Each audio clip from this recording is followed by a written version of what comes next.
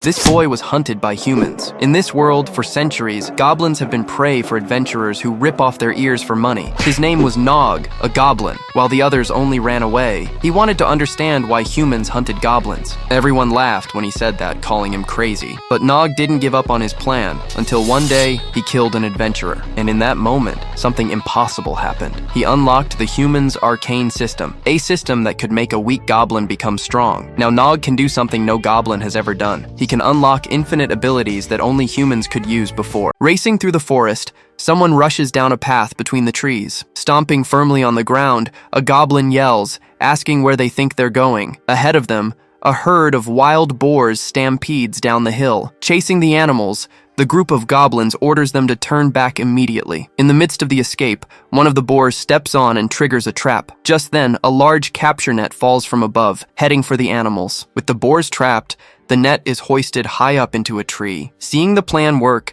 the entire group of goblins celebrates the successful hunt. One of them says he did it, and another asks how he came up with the idea. With his hands on his hips, he boasts that he's an inventor. Laughing, one of the female goblins remarks that half of his inventions don't work. He retorts that at least he's innovating, and it's all trial and error. But the other goblins defend him, saying what he does is impressive. Laughing heartily, he thanks his friends for their support and compliments. Unbeknownst to them, a hooded figure watches everything from a treetop. As the goblins plan their dinner, the archer readies his bow to shoot. Then the arrow flies at high speed toward the group. Noticing the danger, one of the goblins points and shouts for everyone to watch out. To protect her, he shoves his friend out of the arrow's path. After that, more arrows land nearby, forcing the other goblins to retreat in fear. Standing still, he just watches the result of the surprise attack that hit his friends. Grabbing his friend's hand, he says they need to get out of there. Just then, the archer leaps from the tree, joining two other adventurers on the ground. In a quick flashback,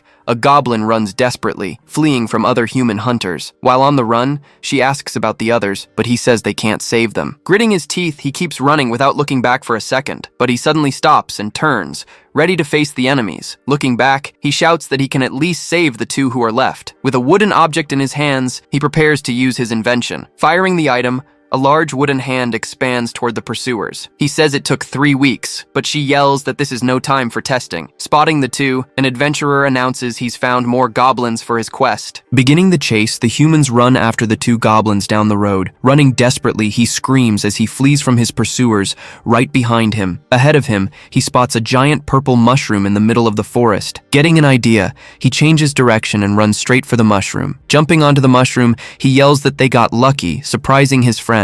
With a smile, he says he found a sweet cloud mushroom on the way. After landing, he stomps with all his might on top of the mushroom. Immediately, the mushroom releases a huge cloud that rushes toward the adventurers. Engulfed by the smoke, they start coughing, not understanding what happened. With their vision blocked, they lose sight of the goblins in the smoke. Reaching out, one of them realizes the goblins are already gone. His friend then announces they've escaped, as magic activates in his hand. Looking at a screen, he complains that he only needed 2 more for the quest. Seeing this, his friend asks what he's doing, calling him a weirdo. Arriving at the village, he says he thought it was the end, but she replies that he always says that. Before them appears Rectorus, the southern goblin village, with a giant mushroom at its center. Lying there, he reflects on adventurers hunting goblins just for their ears. Questioning why they take their ears, an image of a warrior chief appears before him. Turning around suddenly, he startles his friend, who doesn't understand what happened. Running, he goes up to a crowd and asks why everyone is gathered there. Apologizing, they make their way through the crowd to see what's going on. Speaking to the crowd,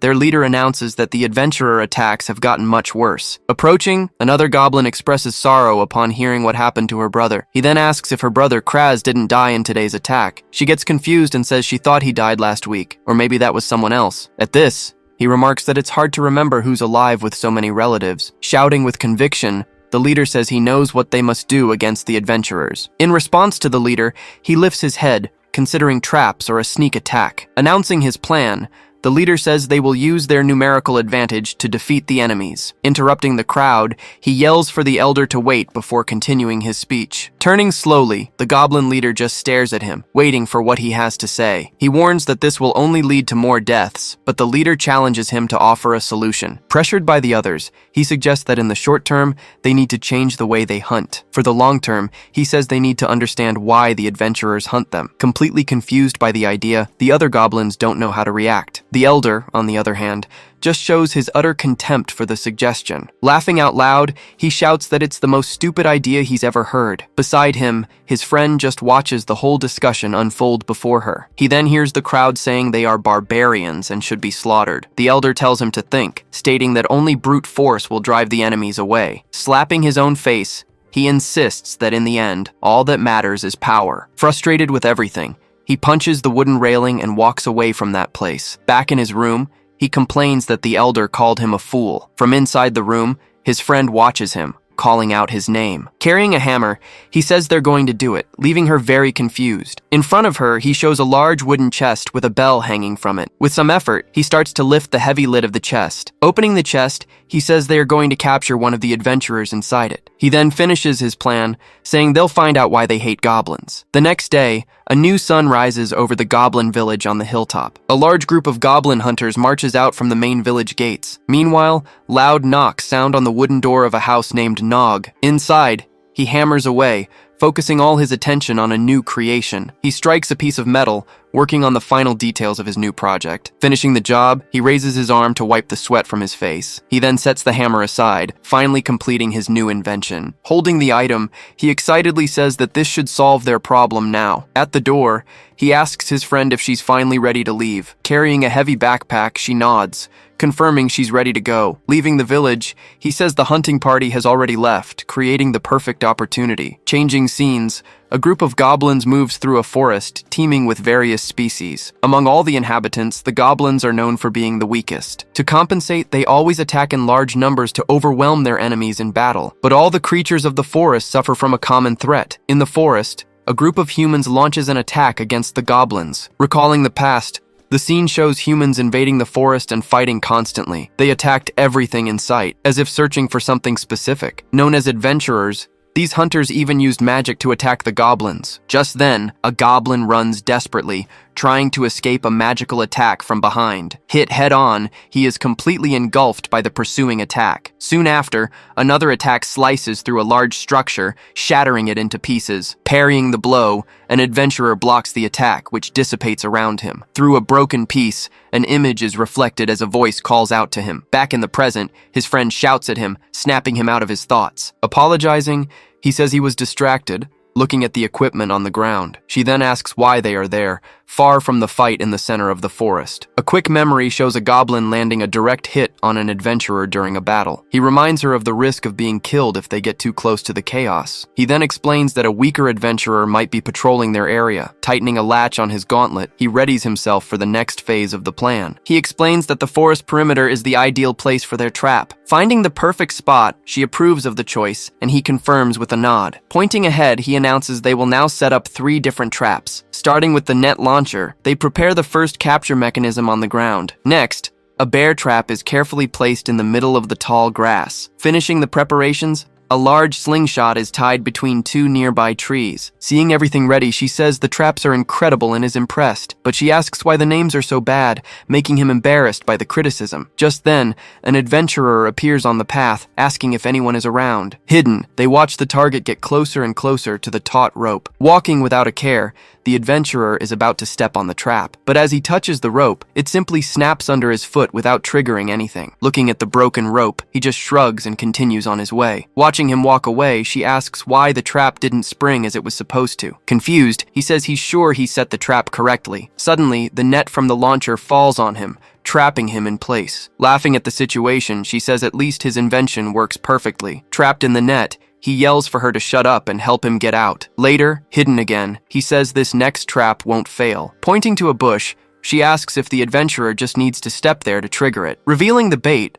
a large purple crystal is placed in the center of the bush. He explains that it's a very rare mineral and that no one can resist it. Back on the path, the adventurer stops and observes the crystal from a distance. Hiding, she asks if he noticed the bait they left behind. After a glance, the adventurer ignores the crystal and keeps walking, unconcerned. Laughing hard, she says he definitely has good taste in rocks. Moving on to the last trap, she wonders why humans don't care about minerals. With a smile, she suggests they try a new bait for the trap. Explaining her plan, she says, adventurers love goblin items. Getting an idea, he figures out a way to get the adventurer's attention. Hidden, they watch the target approach the new bait they've prepared. Stopping suddenly, The adventurer says he thought he heard something nearby. From inside the bush, he complains that a simple doll won't work. Seeing the doll, the adventurer says it's perfect for his daily quest. Then he yells for her to act, and the adventurer realizes he's fallen into a trap. With all her strength, she pulls the rope to activate the capture mechanism. Caught by the rope, the adventurer is lifted off the ground and completely immobilized. Saying it's his turn, he prepares for the second part of the plan. Swinging, he throws a bundle of ropes at the trapped man. Hitting the adventurer squarely, the blow knocks him out instantly. Securing the rope with an object, he confirms they know the next step. Unconscious, the adventurer hangs in the trap, showing no reaction to the attack. He remains motionless, completely out cold after the direct hit. Now inside a dark chest, the two look up towards the lid. Looking down, he greets the adventurer who has just woken up in the dark. The prisoner then finds himself hanging over a pit full of sharp stakes. Facing the man, he warns that he'll let him go if he decides to cooperate. In disbelief, he wonders how goblins managed to do this to him. Getting ready, they announce that first, they have some questions for the adventurer. Swinging the prisoner, he demands the adventurer tell him everything he knows. Approaching the man, he asks why he hates goblins so much. Then he says that they spend their days hunting goblins just for their teeth. At that, his friend interrupts him, saying they also take their parts. Listing the parts, she starts by mentioning that the adventurers take their ears. Next, she adds their hair to the long list of stolen items. Showing her hands, she also says the adventurers take their fingers. Shouting loudly, she finishes the list by saying they also take their teeth. Turning to her, he points out that he'd already mentioned the teeth in his question. So he repeats the question, wanting to know why they can't live in peace. Without answering, the adventurer says goblins wouldn't understand, earning him a threat. Gritting his teeth, the adventurer just glares back at the goblin without a word. To pressure him, he swings the adventurer over the spike pit again. Decisively, he warns that the adventurer will have to die for not cooperating. Even while captured, the adventurer asks if they think they can really threaten him. Suddenly seeing something, he looks to the side, in her direction. At that moment, she reveals an axe she was holding, ready to cut the rope. Terrified, the adventurer screams desperately while the goblin is completely stunned. With a precise strike, she hits the wooden post holding the trap's rope. The rope snaps, and her action sends the adventurer falling straight into the pit. He then screams her name, watching the prisoner plummet into the darkness. Falling fast, the adventurer looks down with an expression of pure panic. At the bottom of the pit, dozens of sharp stakes await him in the darkness. Stretching out his hand,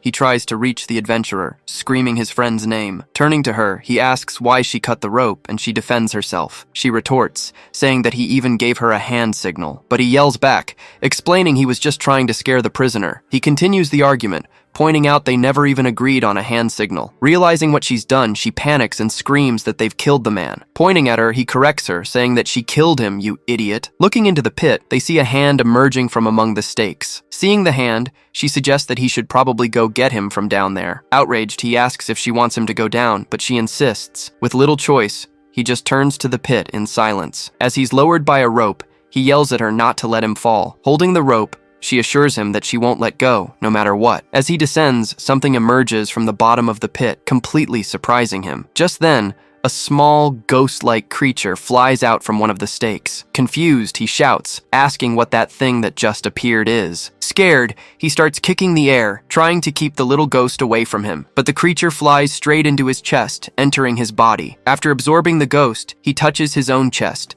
completely bewildered. Looking up, he yells that the ghost went inside him, leaving her confused. With a sudden burst of strength, he quickly climbs the wall of the pit and gets out. Seeing him climb out, she asks what's gotten into him and why he didn't get the body. Explaining the situation, he says a strange spirit came out of the adventurer's body.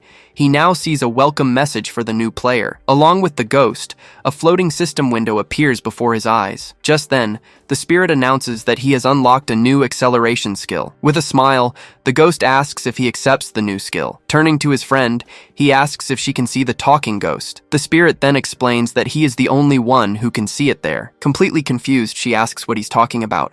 Her arms crossed. She says that if he's being haunted, it's what he deserves. Annoyed, he yells, asking why him and not her, the one who cut the rope. Looking at the screen, he asks what that thing floating in front of him is. Trying to touch the screen, his hand simply passes through the interface with no effect. Turning to her, he asks if she really can't see the screen. Stepping back a bit, he's startled by her reaction, as she doesn't understand at all. Suddenly, A group of adventurers appears, saying they heard Goblin screams. Seeing the adventurers, he immediately braces for the fight to come. Panicked, she shouts a warning that more adventurers have suddenly appeared nearby. Without wasting time, he grabs her by the arm so they can start running away together. Pulling his friend, he yells at her to run, starting a desperate escape. Seeing the two flee, one of the adventurers shouts for his men to get them. As they run through the forest, an arrow flies by and hits the tree next to them. Startled by the attack, he stops for a second and looks back. As they run, the adventurers fire more arrows in the direction of the two fugitives. Yelling for them to split up, he sees an explosion go off right behind his friend. After they separate, an adventurer chases him alone down the dirt road. While fleeing, he shouts that he takes baths, as the screen asks him to respond. Asking if the ghost ever shuts up, he warns that he's about to die. Reading the word accelerate, he realizes he can use the skill to escape. With no other choice, he finally hits the button to accept the skill. After accepting, a power begins to flow through his hand and arm. Acquiring the new skill, he hears the mage challenge him to escape the attack. Then a large fireball is launched quickly in his direction in the forest. Hitting the spot, the magic causes a huge explosion in the middle of the path. From the impact, a flaming tree starts to fall, blocking the way. Determined, he yells loudly that he's not going to die there like this. Running towards the danger, he prepares to use his new skill. With his goal in mind, he focuses on running even faster. Pushing his body, he plants his foot firmly to get maximum momentum. Gaining speed, he moves forward in a blur, quickly leaving everything behind. Activating the skill,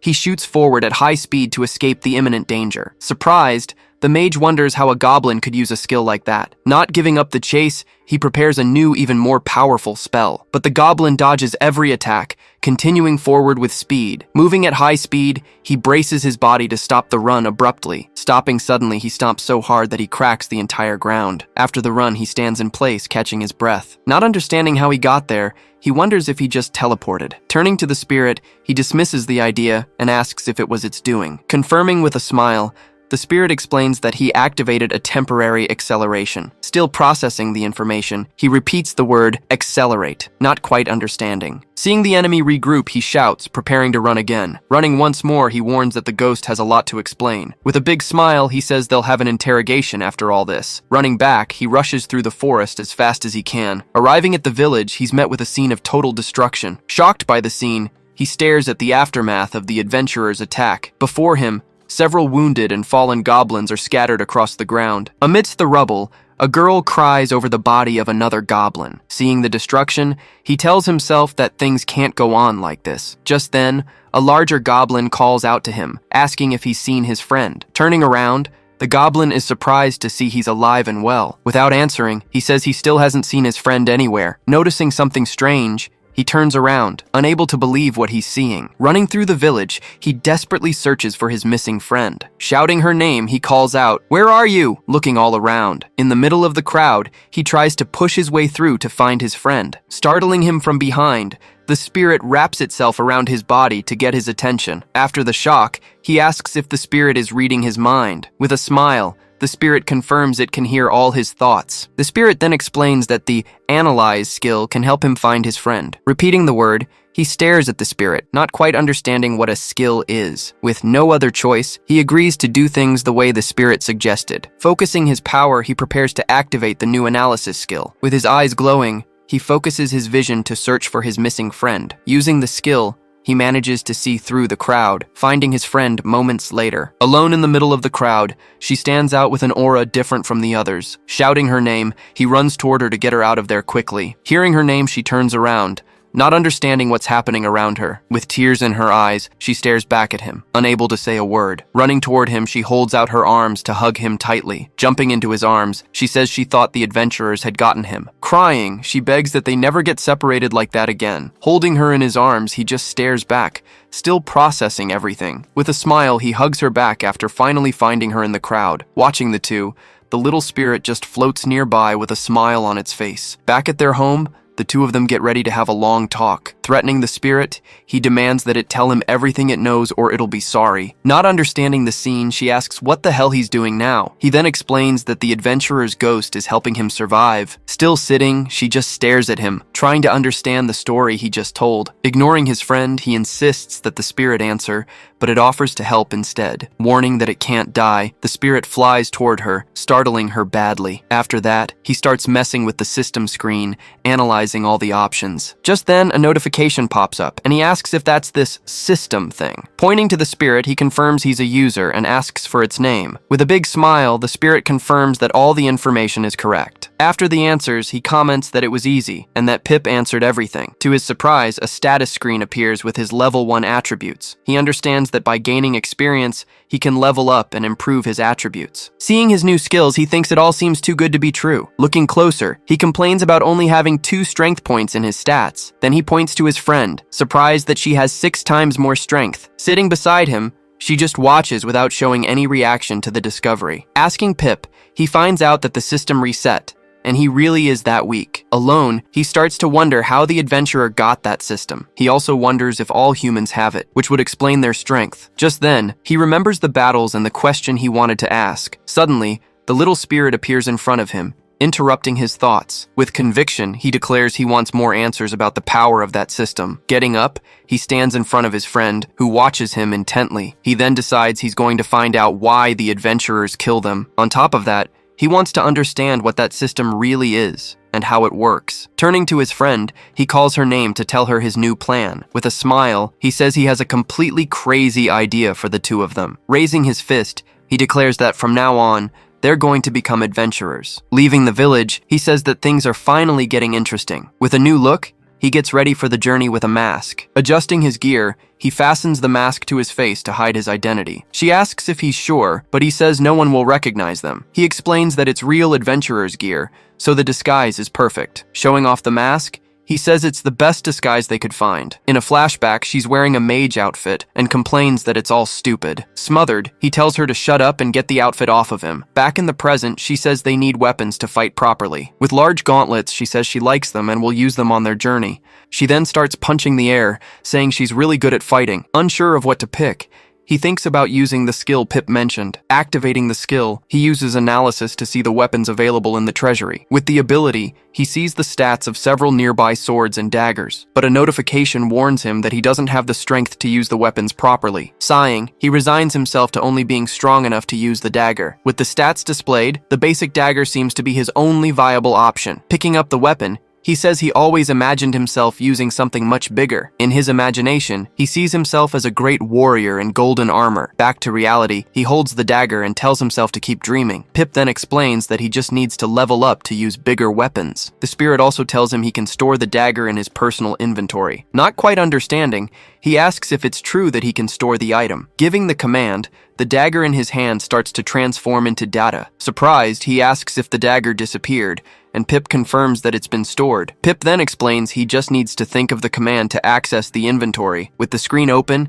he tells Pip that the system is very useful. Watching from a distance, she wonders what he's freaking out about now. Not understanding it all, she just watches him with a confused look on her face. Walking through the forest, she asks what he's doing with his hands. Trying to explain, he says the ghost gave him access to the system. Not believing him, she tells him he doesn't need to keep lying about the story. Just then, they hear a voice and are startled by the sudden sound. Recognizing the voice, he runs towards it, and she asks why they're going. With a smile, he reminds her that they are adventurers now too. Approaching the location, the two of them jump into a bush to hide. Hidden, they peek through the leaves to see what was happening there. Up ahead, an adventurer complains that there are too many slimes as he fights them. His partner also wonders why they appeared so suddenly on the path. Seeing the commotion, the two look at each other, trying to understand the cause of the attack. To find out, he activates his analysis skill, focusing on the monsters and adventurers. The analysis shows the adventurer was crushing the slimes that approached him. Looking closer at the ground, he sees they were actually crushed wild berries. He realizes they had been trying to gather the berries the wrong way the whole time. Because of this, they ended up being attacked and surrounded by the forest slimes. Defending himself, the adventurer uses his shield to block the slimes' attacks. With a powerful blow,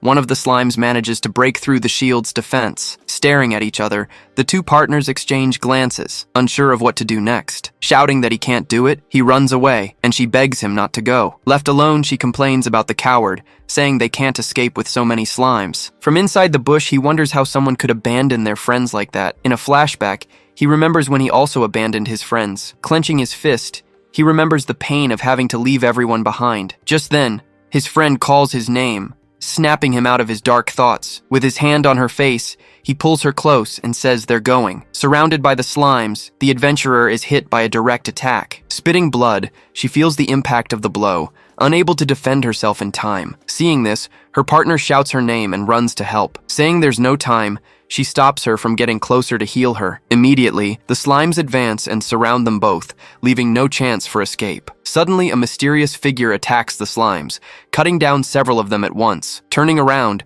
the adventurer stares at the scene, not understanding what just happened. Just then, two masked adventurers appear, and one of them tells them not to worry. With the dagger in his hand, he finishes the sentence, saying they are there to help. Surrounded by slimes, one of them comments that there are too many, and the other agrees. Suddenly, one of the slimes in their path splits in half. Then the two parts rejoin, forming a complete slime again. Seeing this, he explains that they need to crush the core to defeat them. But several other slimes keep jumping towards them relentlessly. He then says that the monsters won't stop coming as long as they're near the berries. Looking at the injured girl, he asks why she's holding her knee. As she heals, she says the damage is serious, but she can handle it. She then asks if the two of them are okay, thanking them for the unexpected rescue. Looking at each other, one asks the other if she thinks they're gnomes. Just then, one of the slimes in front of them seems to chuckle. Slapping his friend on the back, he confirms that they are gnome adventurers. Then they advance together towards the monsters to attack. Leaping into the air, he slashes a slime but misses the core again. Falling to the ground, he plants his sword as two slimes approach from the sides. Getting an idea, he watches the slime's core stand out right in front of him.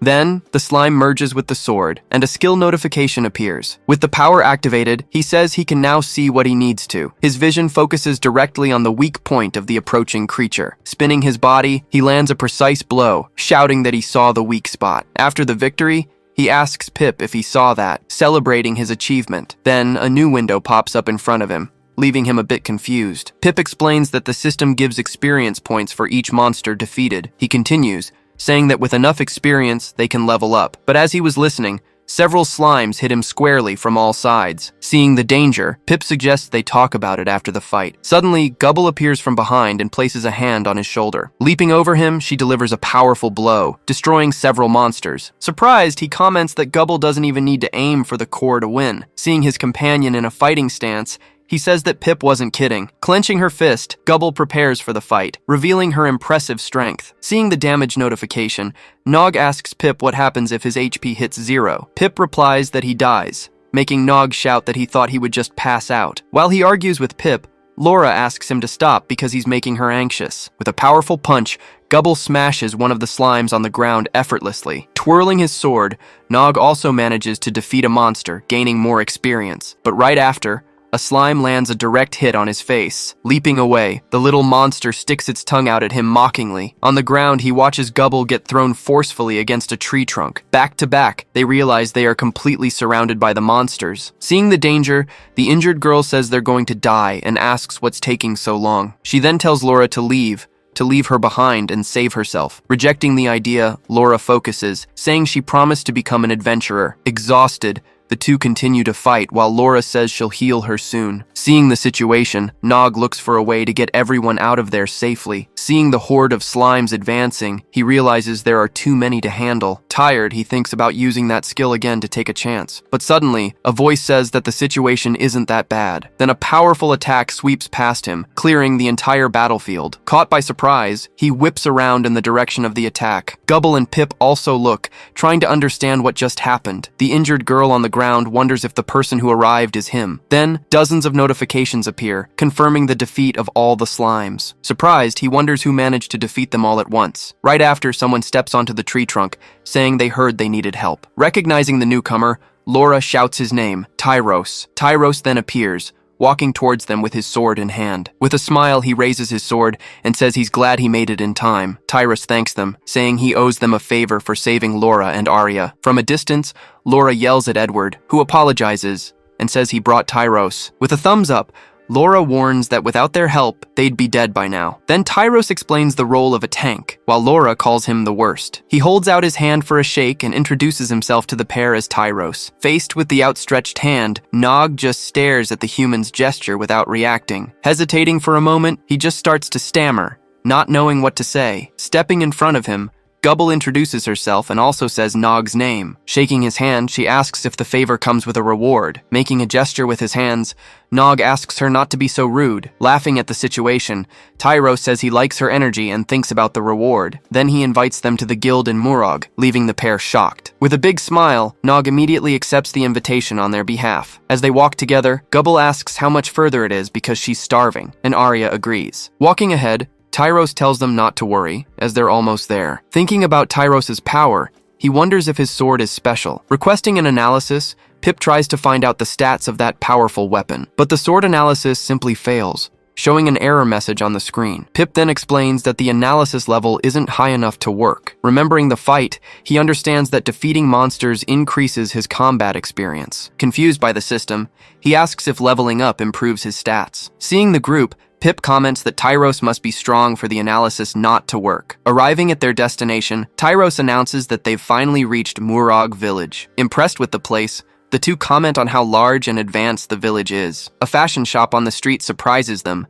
showing a new side of the place. Soon after, a blacksmith forging weapons in his workshop catches their attention. Seeing the food, Goblin tries to run, but Nog holds her back, asking her to wait. Noticing the commotion, Tyros tells them they'll find plenty of good food at the guild. Being held back, Goblin yells and tells her companion to finally let her go. Nog just replies, asking her not to embarrass them in front of everyone. Standing on the street, Nog and Goblin stare intently at a clock in a shop window. Ticking away the hours, the old object catches their attention with its movement. Then Laura asks Nog if he was interested in that clock from the shop. Laura then offers to buy the object as a gift, and Nog repeats the word. Explaining further, she says it was the one he was looking at in the window. Then Laura remembers that gnomes invented clocks, so it would be a silly gift. Hurriedly agreeing, Nog says they have plenty, and that his grandfather gave him one. Giving up on the idea, Laura says they'll think of another gift for saving them. Pleased with the exchange, the two smile at each other. Watching the humans, he continues to smile as they walk through the bustling village. From an alley, the roar of a ferocious monster echoes down the main street. Inside a cage, the creature lunges at the pair, who are startled. In another cage, a fighter punches a green monster, telling it to stop. Asked about the cages, Tyros explains that rare monsters are worth more when captured. Behind the bars, the monster glares at the group with eyes full of rage. Explaining the beast's fate, he says they are sent to a prison. Tyros then adds that's just what he's heard. Calling her companion to keep moving, Goblin starts walking ahead of the group. Still looking down, he follows the others without a word. Stopping suddenly, he announces they've finally reached their final destination. Walking ahead of the group, Tyros says that he's home now. Before an imposing building, they see the name of the Red Ravens Guild. Entering the building, the group crosses the hall towards a door. Inside, a man calls out to Tyros, saying he was afraid he'd be late. With a smile, Tyros apologizes and says he made two new friends. Pointing to the pair, he introduces them as Nog and Goblin, the heroes. The man just stares at the two and asks if that's really true. At that moment, Tyros introduces him as Sefer, the guildmaster. Tyros then says he promised a reward, and Sefer agrees with the gesture. Seeing a group gathered, Goblin asks why they're there, and he answers. Explaining how it works, Sefer says that aspirants can take the test at the guild. Tyros mentions that's how he got in, since the guild recruits a lot. Laura then recalls that they didn't do well, which is why their rank is so low. Getting an idea, Nog realizes this is their chance to become official adventurers. As Sefer was about to get the gold, Nog asks if they can receive a different reward. Hearing the proposal, Tyros and the guildmaster turn around with serious expressions. Instead of the gold, he asks if he and Goblin can take the exam. Caught by surprise, Tyros reacts to his new friend's unexpected request. Turning to them, the master asks if they really want to become adventurers. Coming closer, Tyros whispers an idea into the guildmaster's ear. After listening, Sefer announces they will have a special exam as their reward. Excited about the chance, the two prepare for the coming challenge. Sefer then reveals the test is to survive for 1 minute against Tyros Talon. Explaining the challenge,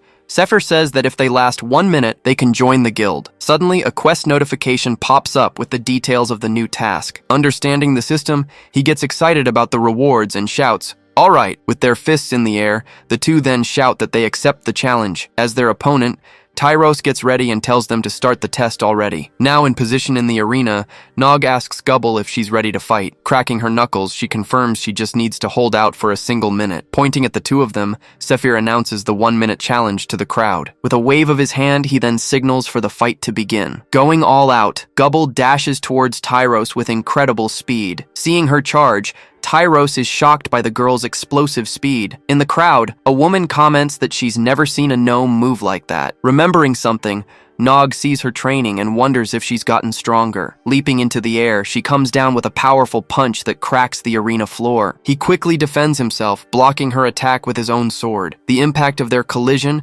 kicks up a huge cloud of dust throughout the arena. Thrown back, the spectators comment on her strength, and Nog says it was terrifying. Emerging from the smoke, Tyros backs away while Gobble remains on the ground, defeated. Standing beside her, he praises the impressive force of her punch. Running to her, Nog shouts her name, but Tyros tells him she only fainted. Turning his head, he prepares for the next challenge ahead. Holding his unconscious companion, Nog hears Tyros call for the next opponent. Then Sephir announces the 1-minute challenge between Tyros and Nog to the crowd. Remembering that Gobble went down in seconds, he braces himself as Pip tries to encourage him. With a memory of Laura in his mind, he focuses on his goal of surviving. But Pip corrects him, saying he needs to win, and he activates a new skill. Seeing that everything was ready, the Guildmaster gives the signal to start. Using the skill, he shoots towards Tyros at an impressive speed. Arriving right in front of him, he points his sword directly at his neck, but Tyros manages to catch the blade with his hand, saying it's not over yet. Moving quickly, he circles his opponent to keep up the constant pressure. Trying to be even faster,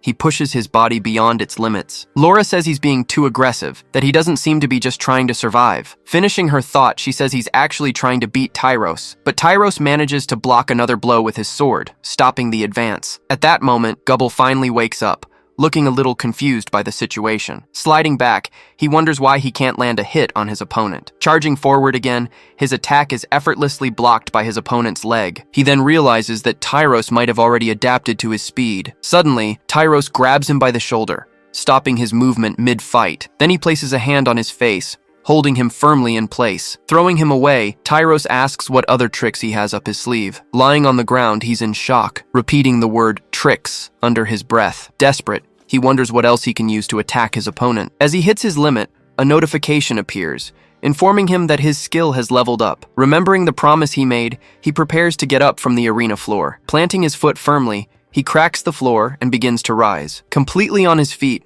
he takes a new stance, ready to continue the fight. Seeing his opponent get back up, Tyros just watches him with a slight smile. As the skill notification appears, Gobble calls out his name, worried. Then he says that if he's reached his limit, he'll just have to surpass it now. With his newfound speed, he charges at Tyros once more. Tyros then notices the gauntlet and realizes he has an ace up his sleeve, but he just faces the oncoming attack without taking a single step back. Appearing in front of him, Nog surprises Tyros, who wonders if he got faster. With his power activated, Nog stares him down, and Tyros says it can't be. Without stopping, he zips right past Tyros, continuing to move at high speed. Impressed by his speed, Tyros wonders if Nog was holding back the whole time. Attacking from all sides, he tries to hit Tyros, who parries every blow. Frustrated by the defense, he wonders why he can't break through his guard. Just then, Pip warns him that he only has enough mana for one more burst of speed. Clenching his fist, he focuses, knowing he's even faster now than before. Then he charges one last time, wondering why it still hasn't worked. Preparing his sword, Tyros positions himself for a final blow with a single motion. He then unleashes a powerful strike as Nog yells his name in response. Delivering a powerful blow, Tyros says he did very well in the test. Saying he's going to get serious now, Tyros prepares for his next attack. Leaping into the air, he brings his sword down on Nog on the ground. Facing the attack, he tries to say something before he's hit. With a mighty swing, Tyros lands a direct hit, giving him no chance to defend. Even as he's thrown back, he still flashes a peace sign with his hand. Seeing her friend on the ground, Gobble screams his name in complete despair. He turns his back and says that Nog put up a good fight, but something makes him look back with an expression of utter surprise. With a hand on the ground, he declares that the fight isn't over yet. Trying to get up, he says he can still fight a little longer. Gobble runs over and yells for him to stop, begging him not to get hurt anymore. Surprised, Tyros asks how he's still conscious after all that. Just then, the Guildmaster intervenes, grabbing Tyros' wrist to stop him. Looking at the fighter, Saphir announces that their challenge is over. Showing the timer, he announces that Nog passed the test with 10 seconds to spare. With a surprised look, Tyros turns his head to face his opponent on the ground. Helping Nog, Gobble asks if he's okay, and he says he is. Extending a hand to him, Tyros gets ready to welcome them. Sitting in the arena, the two listen as Tyros congratulates them on passing the test. Placing a hand on his shoulder, he praises Nog's performance in the fight. Leaning on his friend, he says that Nog will become a great adventurer in the future. With a smile, Tyros officially welcomes them to the Red Ravens Guild. Showing them the cards, he announces that these are their new adventurer cards. Gobble asks why hers is gray, and Nog tells her not to complain. With a hand on his chin, Tyros realizes they don't know much about this. He explains that the guild's altar has bound the cards to each of them. Pointing to the ranks, he says that the green card is F rank. Explaining further, Tyros says that adventurers rank up by completing guild quests. Upset, Gobble says she's more useless than Nog, and he ignores her. Excited, Tyros suggests they start on quests to rank up right away. Looking at the quest board, Nog notices that the quests have different ranks too. Seeing a goblin hunting quest, he wonders if that's why they hunt them. Then he shows her another poster, with an even bigger reward. It was a wanted poster for Great Grom, a hero among the goblins. Taking a step forward, he's astonished by the amount they would pay for him. But Tyros approaches, telling them to start with something easier and offering to go with them. Suddenly, Laura runs towards them, calling their names out loud. Pointing at the two of them, she says she watched their duel very closely. Then she yells in front of everyone that they aren't real gnomes. Standing there, the group watches Laura walk away with a basket of potions. With a serious look, Nog asks what she meant by that. Laura turns around and begins to explain how gnomes are usually prepared. Just then, Arya says they don't even have potions and look like newbies, embarrassing the guild. Reacting to the offense, they say they aren't newbies, but then they understand the situation. Offering the basket, Laura explains that's what they call new adventurers. Curious, the two of them approach to look at the colorful potions she brought. Handing them the vials, she says it's a thank you for their earlier help. He then wonders if adventurers really drink this kind of stuff. Holding one of the potions, he decides to analyze it to see what's inside. Just then, a system window appears, showing him the recipe for a basic potion. The notification then details that the item gradually heals the user over time. Seeing the description, he's amazed that the drink can heal someone like that. Showing them new pouches, Arya says she got them to carry the potions. With the pouches equipped, the two celebrate, saying they love getting gifts. Tyros explains that Laura is an alchemist, and she made the potions herself. Bowing repeatedly, Nog thanks her over and over, leaving Laura laughing and flustered by the situation. At that moment, he turns to the side with an expression like he just had an idea. Remembering the recipe, he wonders if he can use the system to create potions. Seeing Pip nearby, he decides to ask about it when they're alone. Suddenly, Tyros invites the girls to join them on their first mission. Laura asks if Arya has already recovered from the injuries she sustained earlier. With a confident smile, she assures them she's perfectly fine for the mission. Clenching her fists, she says she needs to show the duo what she's capable of. Satisfied,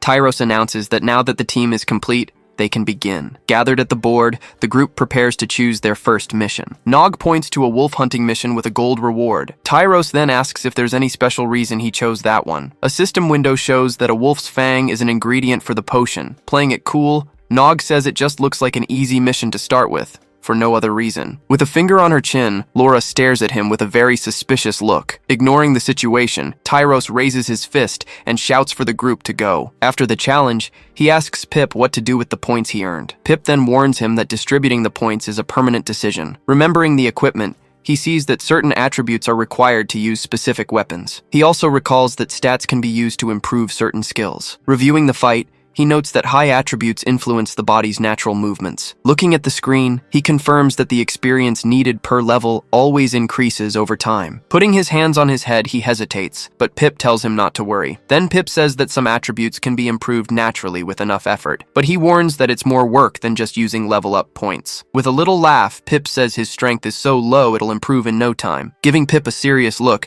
he seems to have reached a conclusion. Back at the screen, he prepares to allocate his points all at once. But suddenly, a giant armored foot stomps heavily on the ground. Suddenly, their conversation is interrupted by the arrival of a giant warrior. With a smile, Tyros says he's back from the hunt earlier than usual. With a downward glance, the warrior says, "You know how it is." Nog just stares at him, looking a little intimidated by his presence. Focusing on his items, a necklace and a heavy sack stand out. Carrying his weapons and the sack, he steps fully into view with a smile. He then points to himself, saying he's the best at hunting goblins. Paralyzed, Nog stares at the imposing figure of the great warrior right in front of him. With wide eyes, he focuses on the man standing before him. Nearby, a group of adventurers mock a goblin caught in a trap. Shouting in anger, Zoloth says at least his trap worked. Clutching his chest, he remembers that this man kills goblins for sport. Without a second thought, he turns and starts running desperately down the stone street. Seeing the scene, Tyros asks the others if the goblin will be okay. Not understanding a thing, Laura and Arya just look at each other,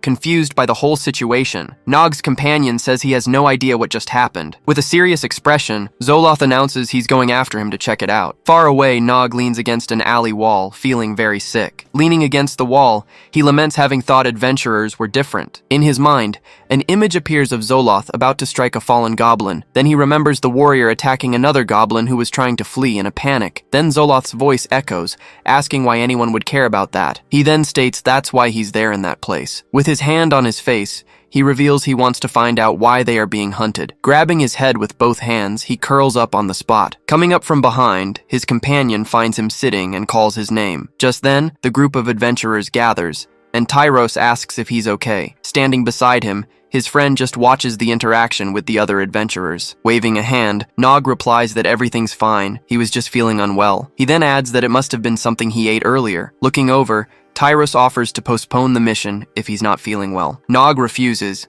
saying he really wants to do the mission with everyone. Lowering his gaze, he insists and promises the group that he's fine. So Tyros just agrees with him, saying that if he says so, it's all right. Now in the forest, Tyros explains that dire wolves should not be underestimated. Hiding in the bushes, he continues, saying they are strong and have very tough hides. Shouting, "That's enough," Arya charges forward, saying it's just an E-rank mission. Advancing as a pack, the snarling wolves prepare for the imminent attack. From their hiding spot, Pip warns that the wolves have noticed the warrior's presence. From inside the bush, Nog says yes, but he has a plan in mind. With her halberd ready, Arya charges into combat against all the wolves. Using her skill, she hits multiple enemies with a sequence of fast strikes. From a distance, Gubble observes the great speed with which the adventurer moves. Praising the warrior, Nog's friend says she was really cool. Laughing at the situation, she asks Tyros if he didn't find it impressive too. Tyros then says the wolves are weak and that he'll take care of the rest. Suddenly, several wolves group up and attack the warrior all at once. At this, Tyros scolds her, asking why she didn't wait for the rest of the group. Holding her weapon, Arya tries to stop the wolf from biting down hard. The creature then manages to bite the shaft of her halberd with its sharp teeth. Coming from above, Nog lands a direct punch on the fierce wolf's head. Gubble questions if Nog has already joined the fight. With wide eyes, Arya watches the scene, completely shocked by what she's seeing. Stabbing the wolf, Nog attacks it with his dagger to help the warrior. The wolf then turns and faces Nog, who is still holding the small dagger. Clenching her fist tightly, Gubble prepares to join the fight too. Then Gubble lands a powerful punch, sending the creature flying far away. Pointing forward, she firmly completes the motion of her strike. Lying on the ground, Arya looks up, not believing what just happened. Before her, the warrior wonders if the two of them are saving her once again. Looking at his dagger, Nog realizes it didn't pierce the wolf's hide. In his mind, he remembers there's no more time to lose. Then he recalls that he needs to protect Gubble and all his other companions. His memories show him that he must protect everyone with him. Seeing his injured friends,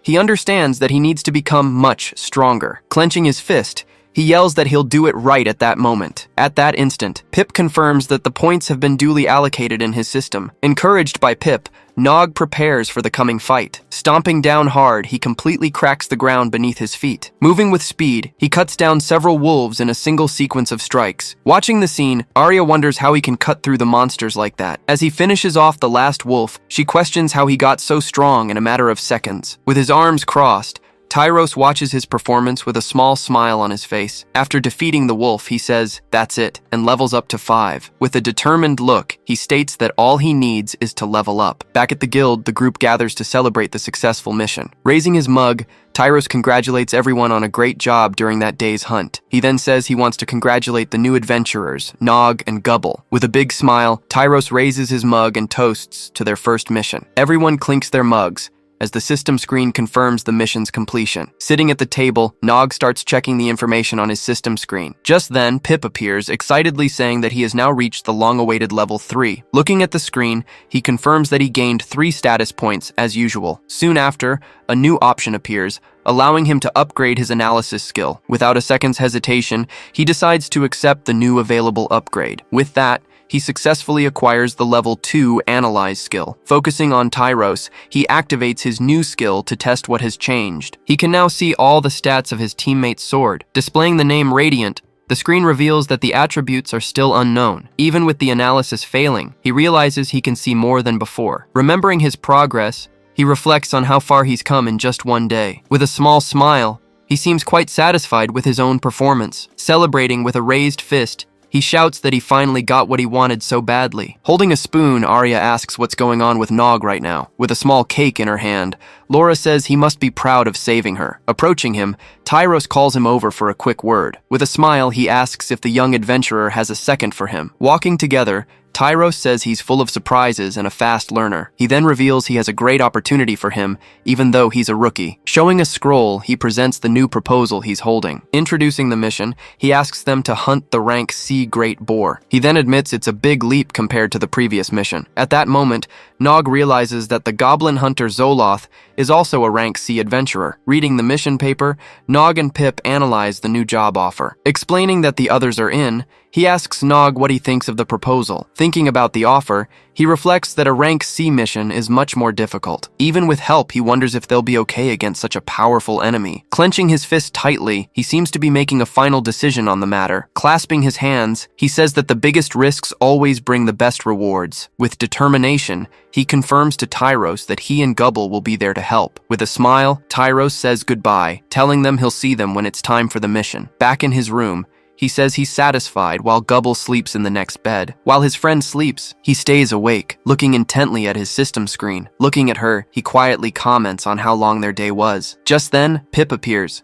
asking what he's doing, and Nog replies that he's testing something. He then explains that he learned the potion recipe by analyzing Laura's item. Remembering the items, he says he gathered everything from the forest and the dining hall. Having the 3 ingredients, he wonders if he can submit them directly to the system. With the interface open, he and Pip look at the option to craft a basic potion. Seeing the confirmation screen, he presses the button to create the new item. Through the system's portal, the newly crafted potion appears before the young man. With the experiment's success, Nog picks up the potion, a little surprised by it all. He then says that even without knowing alchemy, the potion is just like Laura's. Looking at the vial, he realizes the potential of his new crafting ability. He now understands that the system can create items if it has the right recipe. Throughout the night, he continues to test the limits of his creation system. With his command, another potion materializes in front of his house. Surrounded by items, he admits that he might have overdone it a bit with the production. From his hiding spot, he hears a voice asking where a man named Marcus is. Then he hears the man complain that they're going to be late for the night hunt. Spying on the group, he hears one of them say that their companion was injured earlier. Zoloth then hears that a goblin tore off the injured man's finger in battle. Stepping out of the shadows, Nog approaches the group of goblin hunters. Sensing his presence, Zoloth turns to see who is approaching them. Stopping in front of the group, he asks if he can join their team. He then reveals that his wish is to hunt goblins with the group. Facing the group of hunters, he asks if he can join them. Looking at the young man, Zoloth says he recognizes him from somewhere. He then identifies him as the gnome who was with Tyros. Recalling he got sick, Zoloth says there's no place for the weak. With an intimidating stance, Zoloth tells him to just get lost, but one of the men intervenes, saying that Nog survived Tyros' challenge. Turning to the side, he considers the idea since they need another person. After a moment of silence, he seems to have made a decision. Turning his back, he reluctantly agrees and tells Nog to come along. As they walk, he warns that he'll leave him for dead if he gets in the group's way. Now, in the forest, one of the hunters hurries Nog, who is carrying the bait. Zoloth then tells him to use the candy bait to attract the targets. Realizing their strategy, he understands they use the goblins' love for sweets. Seeing them with the treasure, he also understands that goblins love to hoard wealth. In a flashback, 2 small goblins find a large treasure chest in the forest. Observing the ambush, he notices they use scents and objects to lure their targets. Recognizing their efficiency, he approaches Zoloth to ask a few questions. Getting closer, Nog comments that he seems strong and starts the conversation. He then asks why they hunt goblins instead of rarer, more difficult monsters. With a cold look, Zoloth replies that the reason is very simple. He explains that goblins are easy to kill and their parts fetch a good price. Then he shouts, asking if Nog knows the other great advantage. He then says that goblins are ugly, filthy, and he loves to hear them scream. Licking his lips, he finishes by saying he has a lot of fun with the whole situation. Giving the order, he sends everyone to their positions and the group gets ready. Shocked, Nog realizes they hunt goblins for pure, sick personal pleasure. Clenching his fist, he starts thinking about how he can stop these hunters. Suddenly, he sees two goblins approaching the exact location of the trap. Looking at the bait, the two comment that the trap is obvious and won't work. Seeing that they fell for the bait, he wonders if goblins are really that stupid. Pointing at the goblins, he yells that it's time to finish them all. Hiding in the bushes, the group of hunters just watches his unexpected action. After the warning, the two goblins quickly flee into the dark woods. Annoyed with the situation, Zoloth asks if Nog is some kind of idiot. The other hunters then comment that he's just a rookie and laugh at him. During the hunt, he tried various ways to stop the other adventurers. Using his weapon, he shoots to the side and apologizes for missing. While they were climbing, he kicks a rock that hits one of the hunters squarely. Shouting in anger, the man tells Nog to be more careful where he climbs. Turning to the hunter, he just apologizes for the accident he caused. Later, one of the men slips on the ground after stepping on something, but he realizes he can't do much more without them getting suspicious. Suddenly, Zoloth finally manages to grab one of the goblins that was fleeing nearby. Carrying his prey, he joins the others, who comment on the difficult hunt. Throwing the goblin to the ground, Zoloth orders Nog to end its life. With a fixed gaze, he stares at the terrible order he just received. Zoloth then confirms that he's new to the guild and needs to prove his worth. Giving him the chance, Zoloth says he can have the first kill of the night. Holding the dagger with trembling hands, he faces the small goblin on the ground. At that moment, his eyes widen as he hears the familiar voice of the small creature. Trembling with fear, the little goblin asks if that person is really who he thinks. Then the creature recognizes him and calls him by name, looking directly at him. Facing the small goblin, Nog wields his dagger, unsure of what to do. Looking at the young man, he realizes the goblin recognized him from the village. Zoloth then asks if he happens to know that goblin from somewhere. Making up an excuse, he says he was attacked by goblins years ago. Taking an egg from his bag, he says he wanted to overcome his fears. Pip then asks what the egg Nog is holding is for. The small goblin then recognizes the item he is holding in his hands. One of the hunters shouts that this is Nog's chance for revenge. Then the other hunter says they'll help if he needs support. With a different look, Nog states he can finish it alone, without help. Without a word, Zoloth just watches the scene unfold before him. Suddenly, a huge, furry creature appears and attacks one of the hunters. Crouching down, Nog prepares to execute his secret escape plan. Next, a large stone golem strikes the other hunter with force. Seeing the monsters, the hunters wonder what those enormous creatures are. Turning quickly, Zoloth notices the movement happening around him in the forest. Roaring loudly, the creature appears and is identified as a C rank. Then the forest guardian emerges, causing the frightened hunters to retreat. Hanging from a branch, Nog desperately yells for the small goblin to run. Without a second thought, the small goblin starts running in panic across the clearing. As the monsters attack, one of the hunters shouts that they need to get out of there. Running through the forest, the goblin remembers recognizing that mysterious egg. He then understands that the egg belonged to the powerful guardian of that very forest. With his hand outstretched, Nog prepares for his next move. Firing his weapon, he secures a hook to escape the area. With the shot, the hook lodges firmly into the tree trunk. Swinging on the rope, he moves away from the cornered group of hunters. Using the momentum, he lands perfectly on a high branch. Leaping again, he fires another hook to continue his movement through the trees. From below, Zoloth just watches the whole maneuver with a keen eye. Seeing his agility, one of the hunters wonders how Nog does that. With no time to think, the forest guardian attacks the hunter with its claws. Abandoning his companion, Zoloth yells that he's a goner and they need to keep running. From above, Nog reveals that he lured the forest guardian to that location. He then continues, saying he did it to stop the cruel adventurers from hunting. Reflecting on the situation, he concludes they deserve this for killing for fun. At that moment, he remembers his new friends and the time they spent together. With a determined look, he activates one of his abilities to intervene in the fight. His acceleration activates just as the giant monster attacks. Using his speed, he shoves the hunter, saving him from the huge creature's blow. Saved at the last second, the hunter is paralyzed, not understanding what happened. From a distance, Zoloth also watches Nog's unexpected action.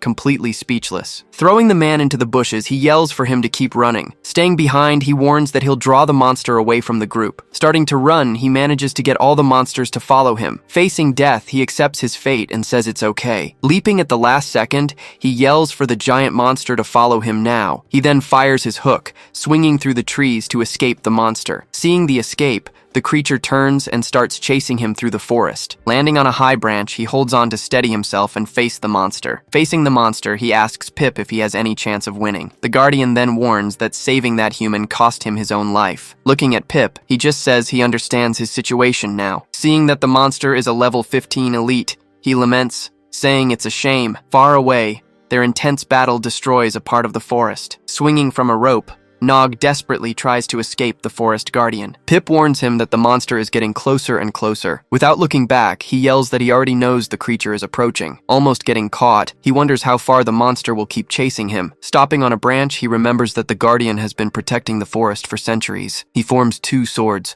wondering if he really has to fight. Facing the monster, he realizes he'll have to fight the powerful creature. Jumping to a tree, he manages to narrowly dodge the monster's attack. Without wasting any time, he throws the two small swords at the giant monster. As it's hit, the Guardian roars in pain as the swords dig into it. Seeing the hit land, he celebrates that his attack worked perfectly. Pulling a cord hard, he activates one of his inventions right then and there, but the mechanism fails, pulling him and Pip high into the air. As he's dragged upward, he yells for the gremlins while the creature watches from below. Letting go of the device's wire, he prepares for his next risky move. With that, he charges forward and slams right into the creature's leg, but the monster retaliates, piercing his shoulder with a claw. Taking the hit, he's thrown with great force far away. Witnessing the scene, the giant creature lets out a loud, menacing roar. Pip screams desperately, warning him to watch out for the monster. With no time to react, the creature viciously attacks him with its tail. The blow sends him flying into a tree trunk. Then, his health bar appears, showing the critical damage he's taken. Using his foot to brake, he manages to stop himself from being dragged along the ground. Crouching on a rock, he prepares for his final, risky move. With his hands ready, he says, "They're not going to die in this place." He then places one of his new devices right on the forest floor. Dodging the attack, he says the monster isn't the only one here. Suddenly, a giant hammer erupts from the ground and strikes the creature dead on. Running across the ground, he says he's not the only one who knows this forest. He then throws himself off a cliff, with Pip following right behind him. Plummeting at high speed, he and his partner scream during the long fall. On impact, he and Pip crash hard onto the forest floor. From above, the giant creature slams the ground with all its might. Looking at the monster, he wonders if his plan worked as intended. With his hand to his face, he says that of course the plan worked. Relieved, Pip comments that it was a really close call, but the creature recovers and destroys the tree with a single blow. Surprised by its strength, he can barely react to the powerful Guardian's attack. He's then hit with a punch and violently thrown backward. The impact destroys a tree and creates a crater. Lying in the hole, he remains motionless after taking the monster's devastating blow. Floating above him, Pip desperately yells for him to wake up. Seeing the monster approach, Pip begs him to hurry up and get up. Suddenly, Gubble appears and strikes the monster with an overhead blow. Hitting the creature square in the back, she attacks it by surprise. Lying on the ground, Nog is surprised to see Gubble has come to help him. Turning to him, she yells that this is his chance to fight back. Without hesitation, she attacks the monster again, shouting for Nog to hurry. With his health bar nearly empty, he activates a special ability. Realizing she's helped him, he says that Gubble saved him just in time. Hearing his thanks, she turns her face away with a small, satisfied smile. Full of energy, he advances with steady steps toward the forest guardian. Dagger in hand, he declares he's going to end this fight once and for all. He then leaps and plunges his dagger directly into the huge creature's eye. As he attacks, he thanks the Guardian for all its dedication and strength. With a powerful move, he finishes the monster off with a downward slash. Facing him one last time, the creature finally falls to the forest floor, defeated. With the mission accomplished, he tells the Guardian to finally rest in peace. Exhausted from the fight, he finally blacks out and begins to fall slowly. Seeing the fight is finally over, she runs toward him to help. Arriving just in time, she manages to catch him before he hits the ground. In her arms, he says he'd already told her what he would do. In a quick flashback, he's seen running after her when they were just little kids. Holding him tightly, she tells him they won't be separated like that again. As the sun rises, she asks why he always worries her so much. Suddenly, several system notifications appear, confirming his new level-ups. Built around a mushroom, the Goblin village stands out in the landscape. The scene then shifts to the front of a house with a sign that reads, Nog. Slowly opening his eyes, Nog begins to wake up, still looking very confused. Suddenly, he sits up in bed and lets out a startled scream. Startled, Gobble and Pip also start screaming loudly. She then punches him several times, telling him not to scare her like that. After the punches, she stops and looks at Nog, who seems dazed. Holding his head, she says she didn't mean to hit him so hard. Still sitting on the bed, Nog just stares at her with a blank expression. Climbing onto his back, she tells him to stop and asks if she didn't just save him. Looking at the screen, he receives a notification that he has reached level 6. Then another window appears, informing him that he has unlocked a new skill. Seeing so many level up windows, he wonders if it was all a dream. He yells that he went up 3 levels and Gobble tells him to stop shouting. He keeps staring at the screen, trying to understand how he gained so much experience so suddenly. In a flashback, he remembers defeating the great guardian of the forest. Just then, an elder appears at the door and announces that the guardian is dead. He says that Cain had already told them everything that happened the previous night. Looking seriously at Nog, he asks what he was doing with goblin slayers. Frightened, Nog tries to explain that he was just trying to stop them from attacking, but the elder cuts him off, asking if he's gone mad, pretending to be an adventurer. He continues, saying that even though Nog saved some goblins, the situation is different now. Pointing to the fallen monster, he asks if Nog has any idea what he's done. Trying to explain, Nog says he summoned the guardian to save Cain's life. Gobble then finishes the story,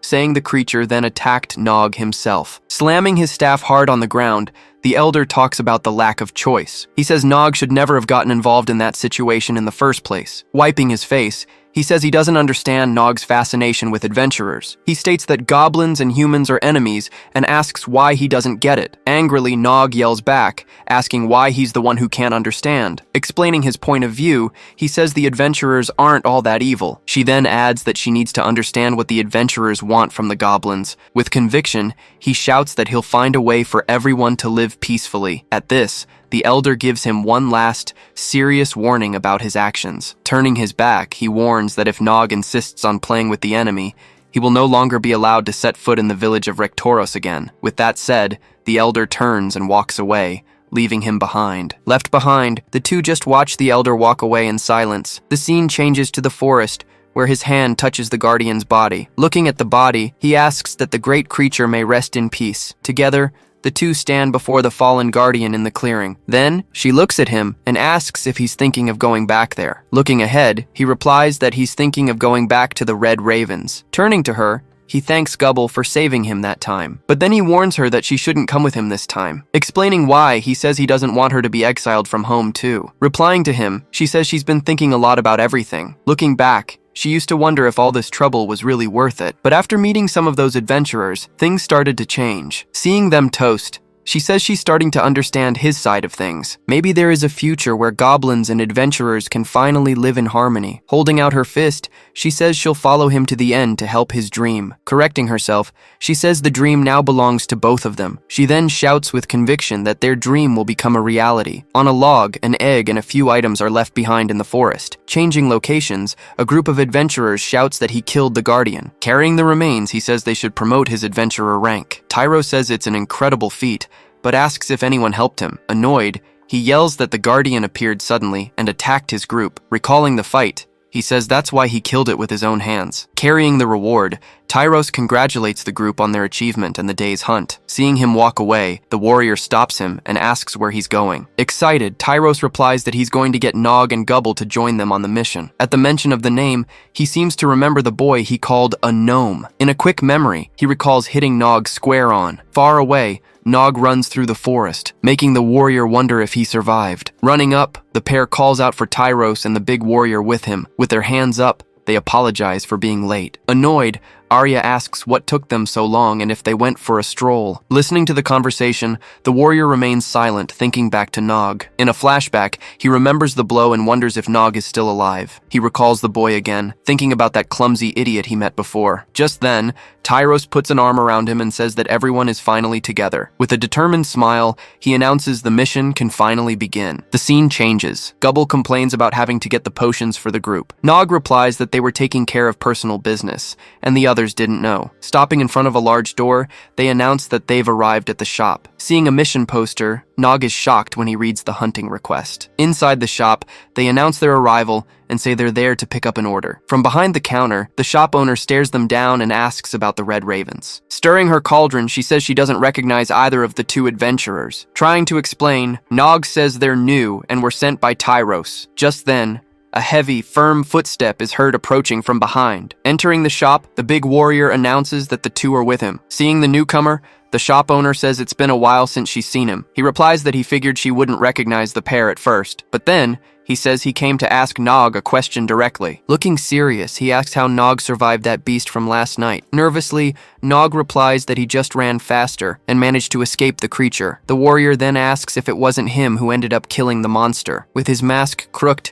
Nog quickly replies that of course it wasn't him. Surprised, the warrior says he thought Nog had gotten the credit for the kill. Tossing the bag on the counter, he says that this is the Red Raven's order. Holding out her hand, the shop owner tells them to pay for the potions. Not knowing what to do, they say Tyros didn't give them any money. To resolve the situation, the warrior places a bag of coins on the counter. Handing over the bag of coins, the warrior tells her to take the payment from there. Taking the potions, they thank her as the shop owner says goodbye. Watching the two leave, the warrior thinks that Nog couldn't handle their hunt. Remembering the blow, he concludes there's no way he could have killed that monster. Once outside, Nog looks surprised at the vials inside the bag. Back in the shop, he asks if she uses goblin blood for the potions. Confirming, she says it's a standard ingredient for making attack potions. As she lists other ingredients, he just stands there silently, processing the information. Then he remembers the clothes and armor that adventurers wear on their journeys. Thinking of the weapons, he remembers the equipment forged for them to use. Then he recalls the food that's sold and eaten by everyone in the city. Realizing the truth,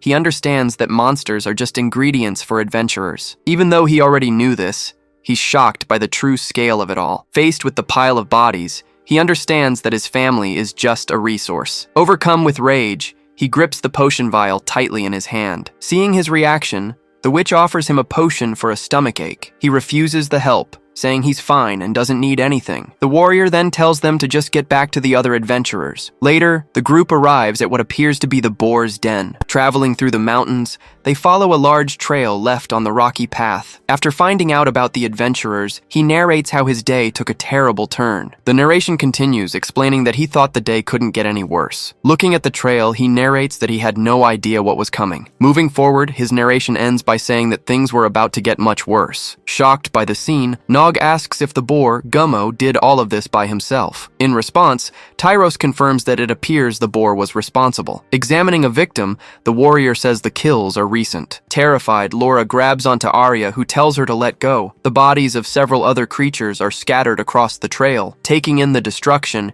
he continues to watch in complete silence. Tyros, already mounted, says there's no reason to waste time standing around. He then leads the way, telling the group to follow the trail. Following the trail, they advance along the narrow path between the large rocks. As they ride through the canyon, little Pip yawns beside Nog. Suddenly their mount stops and raises a leg. Noticing the halt, Tyros looks ahead, his expression serious and alert. At that, the whole group stops in front of a huge rock formation. Laura, on her mount, points out that the trail seems to end right there. Confused, Edward asks the group what it could mean. Arya explains that the blood trail and the tracks have vanished. The warrior concludes the boar must have vanished into thin air. Confused, Nog asks if something like that is even possible. Seeing the two paths, Tyros says it can't have gone far and suggests they split up. He gives the order. The gnomes, Arya, and Laura will take the high path. Meanwhile, he and the rest of the group will continue through the canyon. Laura looks back and asks them to use a signal flare if they find the boar. Tyros agrees,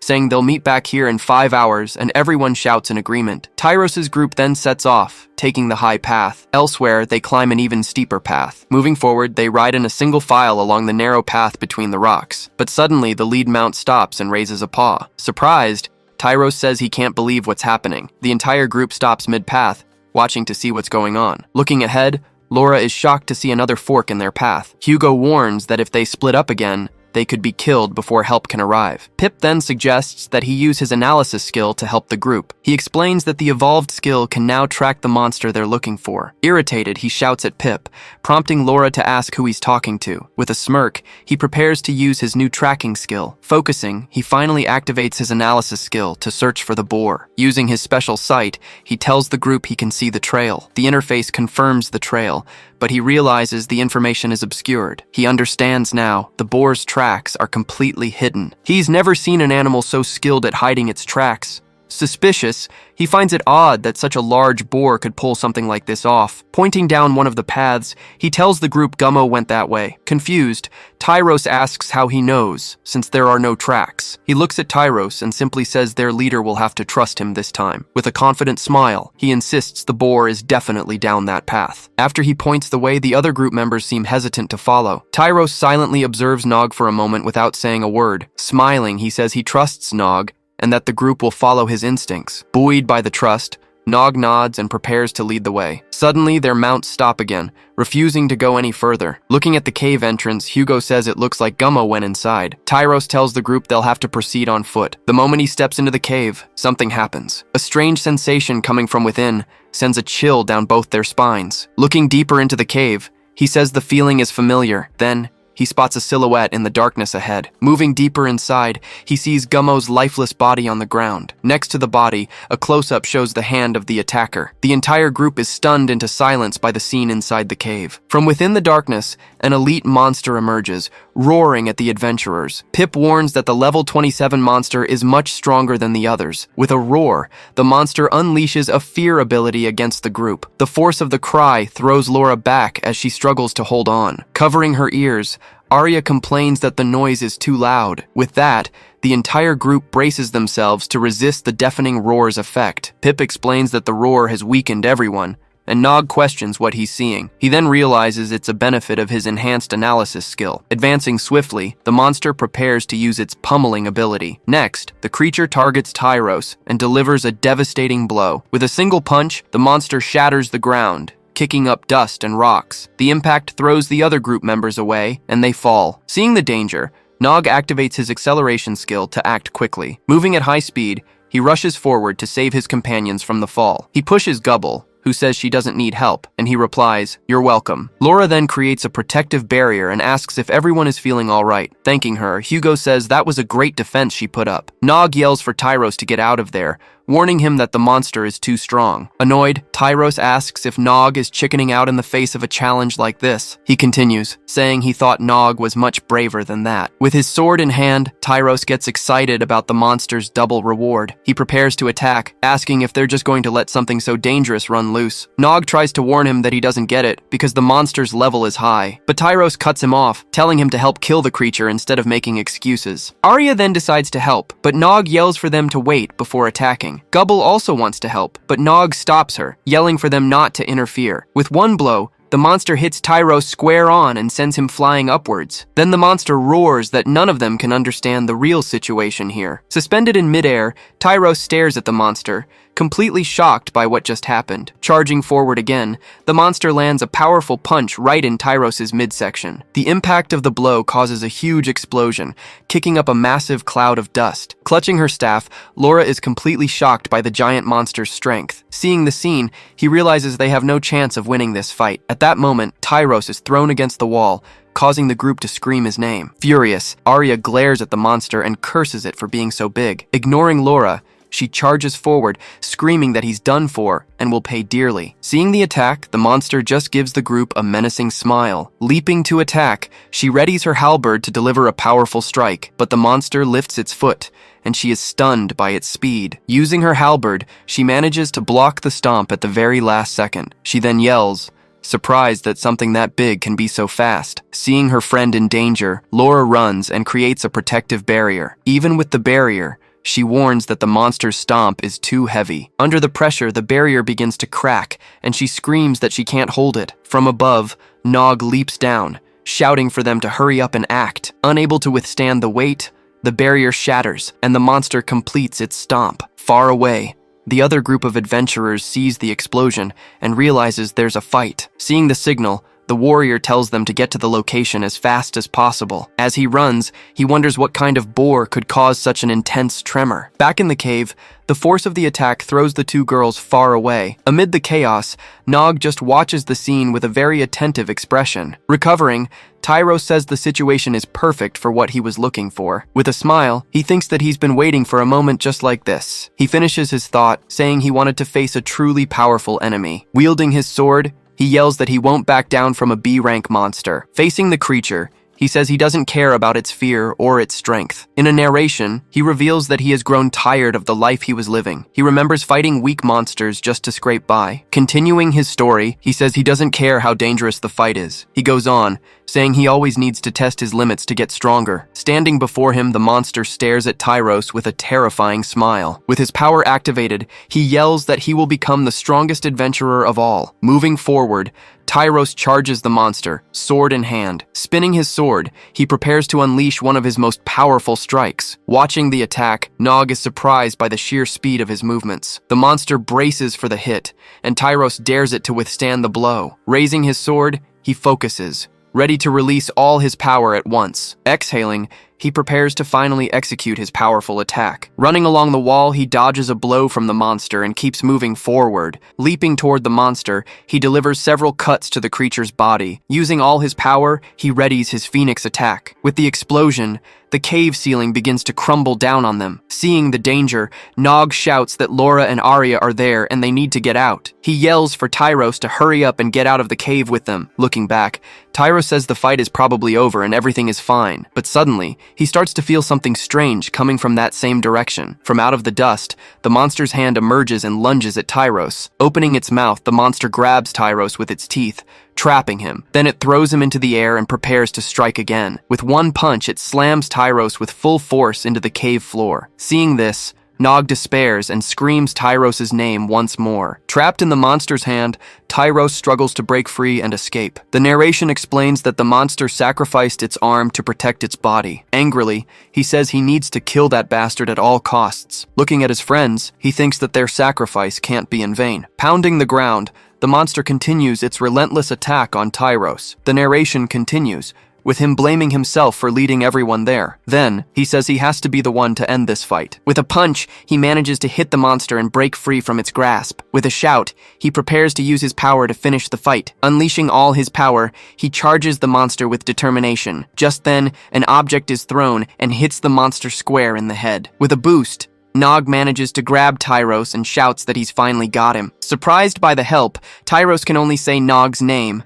not understanding. Carrying Tyros, he says the adventurer has done enough for now. He tells Tyros to leave the rest to him and promises to get them out. Calling for Pip, he readies their escape, and the spirit agrees. He then activates his level 2 acceleration to escape the massive monster. Blocking the punch, he manages to hold back the monster, causing a huge explosion. Witnessing the scene, Tyros wonders how any of this is even possible. Creating a vortex, he flies out of there at high speed with Tyros. Flying out of the cave, he yells for Gubble's help down below. Already on the ground, Gubble gets ready and says she's prepared to act. Stomping her foot hard, she tells the monster to take what it deserves. With a closed fist, she readies a punch aimed at the cave entrance. She then punches the rock wall, causing an explosion and sending debris everywhere. With that punch, the entire cave entrance collapses, sealing the passage. Seeing the reinforcements arrive, he and Tyros just watch the scene before them. With a smile, Nog looks at his friends on the ground after the collapse. Seeing the cave sealed, he celebrates, shouting that they finally escaped. Praising his friend,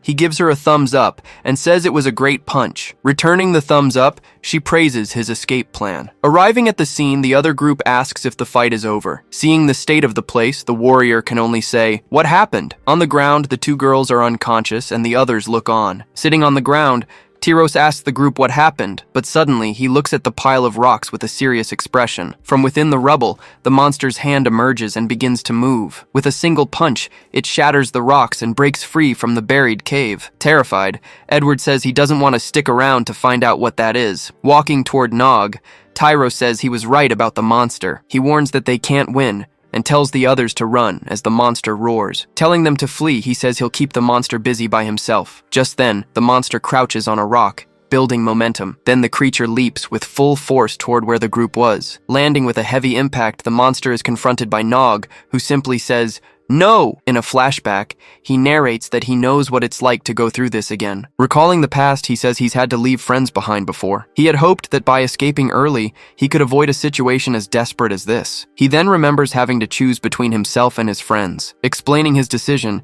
he says he's tired of having to make that same choice. Remembering their toast, he narrates that today, things would finally be different. Shouting with conviction, he declares that everyone is going home together this time. Seeing his attitude, Goblin just stares at him with a surprised expression. He then announces he has a plan, but he'll need everyone's help. Faced with the proposal, the great warrior just stares at him in complete silence. Recalling the monster's strength, he continues to analyze the situation closely. Finally, the great warrior agrees, saying that's fine by him. Then Tyros also shows a confident smile, ready for the next move. The whole group then turns, following Nog's lead for the plan. Breaking through the wall, the monster charges full force at the assembled group. Giving the order, Nog tells everyone to spread out and start the plan. Stomping hard, he uses his skill to create a massive shockwave. He then leaps, dodging the attack that hits Edward head-on and sends him flying. Sliding across the ground, he tells Pip they're going to test the new skill. Looking at each other, the two get ready to activate the power. Activating the skill,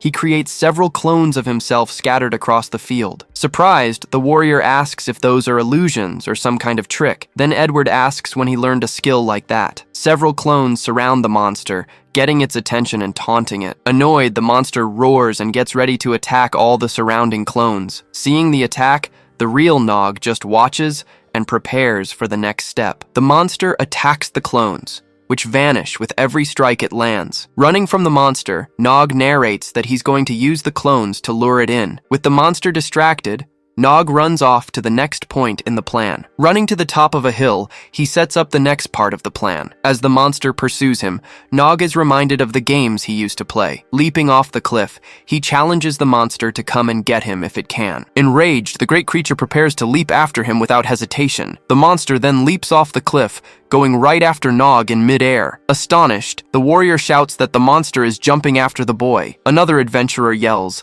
desperately telling Nog to be careful of the monster. Then one of them points, warning that the monster is right behind him in the air. Turning in mid-air, he gets ready to use the item he'd been saving. With the device in hand, he narrates that he was already prepared for this. Firing a grappling hook, he latches onto the rock and swings away. Meanwhile, the monster keeps falling, missing its target by a hair. Seeing the plan work, Goblin shouts in celebration that they got what they wanted. Confused, Tyros asks where he suddenly got that grappling hook. With a huge impact, the monster slams into the ground, missing completely. Swinging, he taunts the monster, saying this is exactly what he wants. Clinging to the rock, he yells with a smile for the creature to come chase him there. Getting ready, he narrates that the monster is fast, but not fast enough for him. He then leaps and fires, declaring that as a goblin, he'll always be the fastest. Watching the scene, Edward says this is all complete and utter madness. Shocked, the warrior remarks that he's never seen an adventurer with such agility. Then, the clones rappel down and attack the monster mid-chase. Then he yells out that it's time for everyone to act at once. Giving the signal, he announces that everything is ready, just as he said. At his shout of,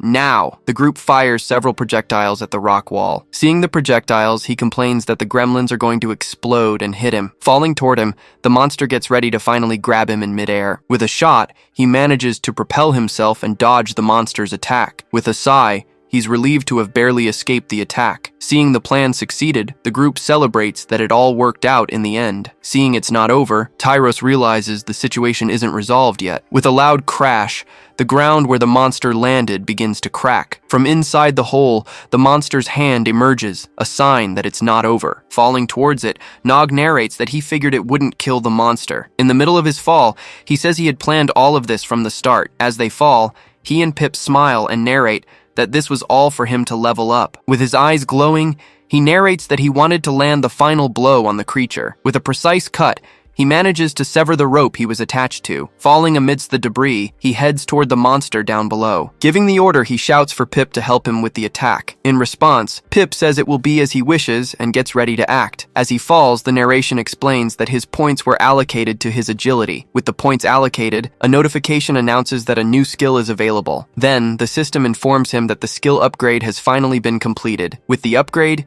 he activates his level 3 acceleration for the attack. With a massive impact, he hits the ground, striking the monster head-on. Impressed by the scene, The warrior just watches, unable to believe what he's seeing. Amidst the debris, he continues to fall as the monster recovers. Falling at high speed, he braces for the final blow against the creature. With a single strike, he hits the monster, slicing its body from above. His attack then tears through the monster, splitting the creature completely in half. Attacking quickly, Nog cuts down the creature in his path. He then uses a larger monster's body to land. Seeing the falling rocks, Edward asks if anyone else saw that. Surprised, the other adventurer says he could have sworn he saw something there. In a quick moment, Nog's mask falls off for a second. At that moment, another masked goblin is completely shocked by what he just witnessed. Confused, one of them says he didn't see anything because Nog was too fast. When asked about it, Tyrus replies that his eyes couldn't keep up with the speed. Still laughing, he says Nog always surprises him with new skills. With a serious look, the other one comments that his evolution is almost unnatural. Several level-up notifications appear as Nog walks away. With the mission complete,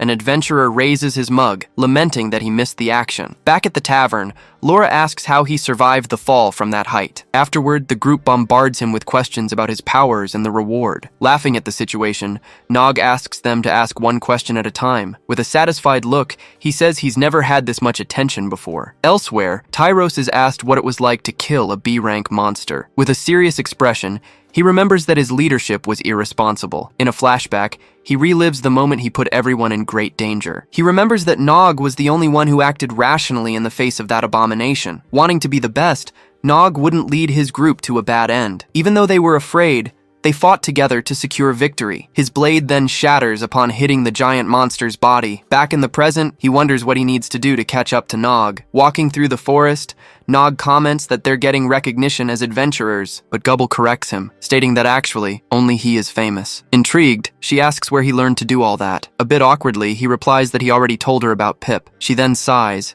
saying he always talks about that ghost. Just then, an irritated Pip appears, shouting that he's not a ghost. Gubble questions him, reminding him they're there to understand why goblins are being killed. She then accuses him of only caring about getting stronger and proving himself. Saying he understands, Nog admits that it feels good to be valued by them. He then states that the situation is very different from what he experienced before. In a flashback, other goblins called him weak because his inventions failed. There, an elder shouted to everyone that the only thing that truly mattered was power, while Nog was seen completely alone and isolated. Back in the present, Gubble warns him not to forget what would happen if they found out. Hearing the warning, Nog falls silent for a moment, just listening. Taking off her mask, she says they would kill him just like they do other monsters. He quickly puts the mask back on her, saying he's trying to prove something. Moving away from him, she says she's not sure if the adventurers are their friends. Just then, Pip appears and advises him not to forget who they really are. With a determined look, he says spending time with them makes him believe. He then smiles and claims that one day he'll be able to prove it to Gubble. Tapping his shoulder,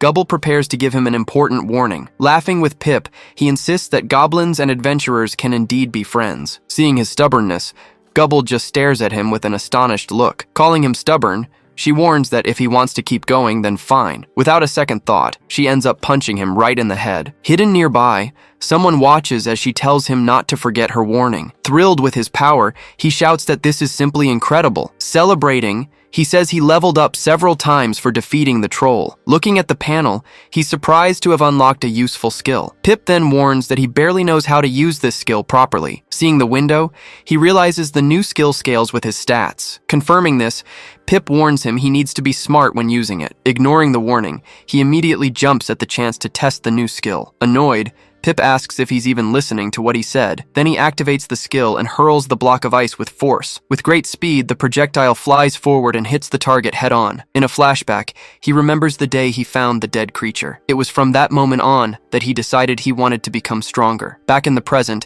the projectile hits the mountain and causes an explosion. Remembering the fight, it's shown they were lucky to have survived the troll. In that fight, a troll was crushing a goblin. It took 5 of them to defeat it. After that battle, he concludes that no one would have gotten hurt if he were stronger. He then shouts to Pip that he wants to keep getting stronger and stronger. Pip replies that he should train more, while Nog complains about the answer. And that's exactly what he did, with the news spreading throughout the city. As the first to kill a B rank, their fame attracts many people to the guild. With their new fame, Tyro sifts through the flood of quests that have arrived for them. Now they leave the ancient forest to face stronger monsters around the world. Meanwhile, the adventurers who witnessed the fight grew faster than anyone else. The entire group starts fighting with more urgency, just like Edward in that battle. Hugo and Laura also hone their skills, facing all the new dangers. Fighting a giant monster, he urgently seeks to become stronger. With his sword in flames, Tyros prepares for combat against the demon. He faces his opponent, positioning himself to deliver what seems to be the final blow. The journey then reveals good times, as a photo shows the whole group together. 2 months later, while working as an adventurer, he ends up stepping on a small creature. On the building's roof, Nog and Gobble finally get a moment of rest. Watching the starry sky, he comments to her on how peaceful the night is. Seeing a shooting star, he says that maybe they're getting too comfortable there. Suddenly, a shout of their names startles them both. From down below, Arya asks what they're doing up on the roof. She then informs them that the guild master is calling everyone for something urgent. With the order given, they must go to the main hall with their equipment. While getting ready, Gobble wonders what the master wants so late at night. Walking with the rest of the group, Nog says they'll find out soon enough. Arriving at the hall, they find Master Sephir on a platform. Clearing his throat, he prepares to begin his speech to all the members. He then informs them that the Red Ravens have risen in the guild rankings over the last month. Among the crowd, some members comment that their efforts have finally been noticed. With a serious look, Tyros just listens intently to the guildmaster's words. It's then said that news of the guild's rise has already spread. Hearing the news, Nog and Gobble react with great surprise and astonishment. At that moment, a man announces he has come from the kingdom of Cromor to recruit adventurers. With him, 2 warriors with strange appearances suddenly emerge in the hall. Revealed to be A rank, the first is introduced as the adventurer Hale. Immediately after, the other A rank adventurer is introduced as Dorian. The man then shouts that they are seeking talent for an A rank mission. Shocked by the news, Nog and Pip can't hide their astonishment. He then comments on the kingdom of Cromor being the most powerful empire. Seeing the opportunity, Tyros is visibly excited by what he's just heard. The messenger continues, saying the king has summoned only worthy adventurers. With a scroll in hand, he asks those summoned to step forward. Then Tyros Talon, B rank, is the first name to be called. After him, Goliath Valor, also B rank, is next on the list. Next, Arya Windwalker, C rank, is summoned for the royal mission. Finally, Laura Rivers, also C rank, has her name announced to everyone. Continuing on, Edward Wolf, C rank, also has his name called. Right after him, Nathan Wren, C rank, is the next to be announced. Continuing the summons, Killian White, C rank, is also called for the mission. To the surprise of many, Gobble, C rank, also ends up being summoned. With great suspense, the messenger prepares to announce the last name on the list, and finally, he reveals that Nog, B rank, is the last one summoned. Around a campfire, the group of adventurers relaxes for the night. Annoyed, Gobble yells at Nog that serving the human empire is a terrible idea. Holding a box, Nog confirms he's listening to what she's saying. Suddenly, the box opens, and he says he understands her concern. He then explains it's a chance for goblins and adventurers to finally be friends. Besides, he claims this is their chance to get stronger. At that, Gobble grabs him, questioning his desire to get stronger. Furious, she says they owe nothing and are risking their lives for humans. Crying, she says he's changed and now only cares about getting strong. Without hesitation, she grabs his arm forcefully. Upset, he asks what the problem is, since this way he can protect the other goblins. In tears, she yells that their goal was to find out why humans hunt them. He shouts back that their goal is still the same. Heartbroken, she asks how the danger can be worth it if they don't even know why. As she leaves, she asks what will happen if he dies on the mission. With a sad look, she asks what she would do if something happened to him. A flashback shows that Gobble has been by his side the whole time. Without understanding the system, she always fought alongside him, no matter the situation, and she followed him everywhere, simply because she trusted him completely. Back in the present, she wipes her tears and says he won the argument. Turning to leave, she warns him that this will be their last adventure. After the mission, she says the only thing she wants is to go home. The scene changes as their ship finally arrives at the capital of the great empire. Impressed by the view, Nog says the place is on another level. In the corner of the ship, Gobble just watches them arrive in the city. Then, Goliath tells them to stay close, so they don't get lost in the crowd. He then yells that they could disappear and never be seen again. Laughing at the scene, Tyrus tells Goliath to stop scaring the two of them. He then replies it was just a joke as he walks away with Tyros. With his body in flames, Tyros dares him to mess with someone his own size. Taunting Goliath, Tyros challenges him to a 1-minute fight later. Watching the argument, Laura comments on what a weird duo they make. Patting his back, Laura remarks that opposites make a good team. Agreeing with her friend, Arya lets out a big laugh along with Laura. Seeing their low spirits, Pip flies nearby, asking for a bit more excitement. Upon entering the guild hall, they find a crowd of other adventurers. Right after, Nog activates his ability to start analyzing everyone around him. Focusing on a sword, he realizes everyone there is rank C or higher. Continuing his analysis, he focuses on an A-rank hammer from one of the adventurers. Right after, he analyzes an A-rank tonfa from another powerful warrior. Passing through an archway, the group is led to the guild's main area. Suddenly, 3 members of the Sapphire Dragon Guild walk down the main hall. Surprised, 2 adventurers recognize them as the kingdom's triple S rank heroes. With his eyes shining, Nog is completely shocked to hear about their rank. Full of curiosity, he activates his ability to analyze the hero's stats. Trying to analyze the heroine, Nog's system simply denies him access. Confused, he asks Pip if his analysis ability is broken. Suddenly, the S-rank heroine shouts, demanding everyone's attention. The force of her shout throws the entire group of adventurers backward. She then warns them that the mission will be dangerous, and she won't tolerate any distractions. Looking at the crowd, she tells them to either stay focused or get out of her sight. After the warning, she prepares to finally explain the details of the great mission. It's revealed that a civilization of orcs is conquering villages and causing chaos. In an image, the orcs are shown attacking and burning one of the villages. She says the mission became A-rank after the first group was eliminated. Next, Tyros warns anyone who feels incapable to just leave. The heroine adds that it saves her the trouble of collecting their bodies later. With that, she hands it over to the strategist, threatening anyone who doesn't pay attention to him. A bit nervously, the man thanks the heroine for the introduction. Worried, Gubble tells Nog they've never gotten along with orcs. Remembering the rivalry, he recalls the history between orcs and goblins. In a flashback, orcs are seen mistreating a small, helpless goblin on the ground. Faced with the memory, he just clenches his fist tightly. With determination, he says it's not the time to be afraid because he's strong now. At that, his status window appears, showing he is level 23. From a distance, the S-rank heroine comments that she found the situation quite interesting. She then turns and walks away with her small floating creature. With a smile, she reveals she actually couldn't see a thing. Atop a cliff, the group finally gazes upon what appears to be the Orc Kingdom. Seeing the great city of Udamore, they are impressed by its sheer size. With a worried look, Nog wonders if they're really going to invade that place. A memory of humans attacking surfaces, and he quickly tries to push the thought away. Focusing his mind, he tells himself this attack is necessary. Then he remembers that orcs are brutal to everyone, even goblins. Coming up from behind, Tyros asks Nog if he's a little nervous about this. Looking at the horizon, he says that war is never an easy thing. He then praises Nog, saying he's always been good at facing monsters. Sincerely, Tyros says that the way he faces fear is very inspiring. Calling it their greatest mission, he says he brought a gift. As Nog opens the box, Tyros praises him, calling him a great craftsman. Inside the box is a custom-made weapon,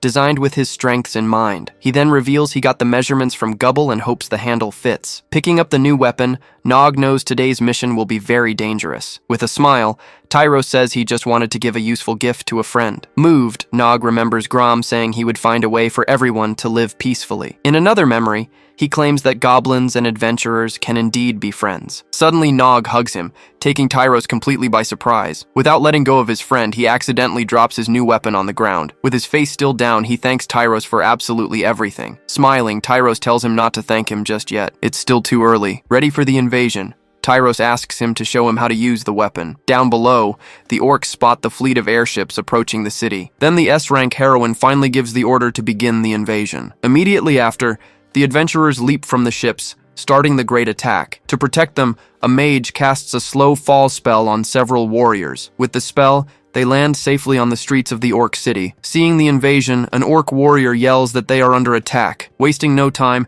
Hale charges forward and defeats 2 guards with his swift strikes. On the front lines, Hale and Dorian formed the mission's main assault group. Stepping forward, he prepares to initiate his part of the plan. Making up the rescue team were Nog, Tyros, and the imposing adventurer, Goliath. He then remarks that the orcs have over 1,000 captives for them to find. But as he looks at the city, he sees multiple explosions going off everywhere. It all looked like a massacre, as if they were searching for something specific. Suddenly, an explosion goes off right beside him, catching him by surprise. Not understanding a thing, he tries to process what just happened in front of him. Just then, Gubble appears at his side, also on high alert. In another part of the city, Dorian faces an orc samurai after a fight. Right after, a group of orcs leaps from the rooftops surrounding the adventurers. Seeing the new enemies, Dorian says that now they look like a real challenge. One of the orcs then reveals an object that starts to release smoke. Shocked, Dorian wonders if he was the one who managed to take down the large airship. Hale then prepares an attack,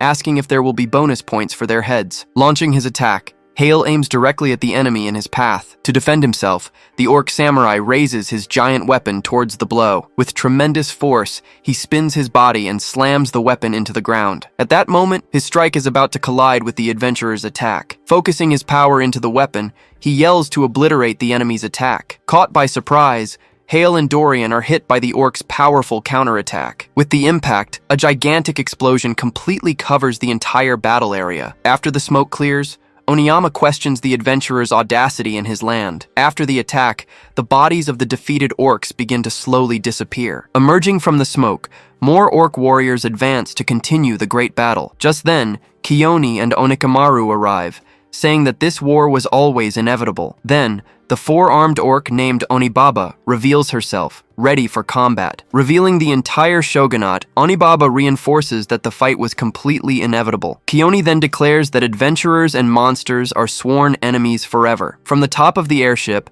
the heroine watches the explosions caused by the invasion. From there, she continues to monitor the situation, watching another attack detonate. Watching the fight, she notes that the orcs have the numerical advantage, as expected. With her foot on the edge, she prepares to enter the battle herself. Preparing a spell, she says she didn't expect them to be so strong individually.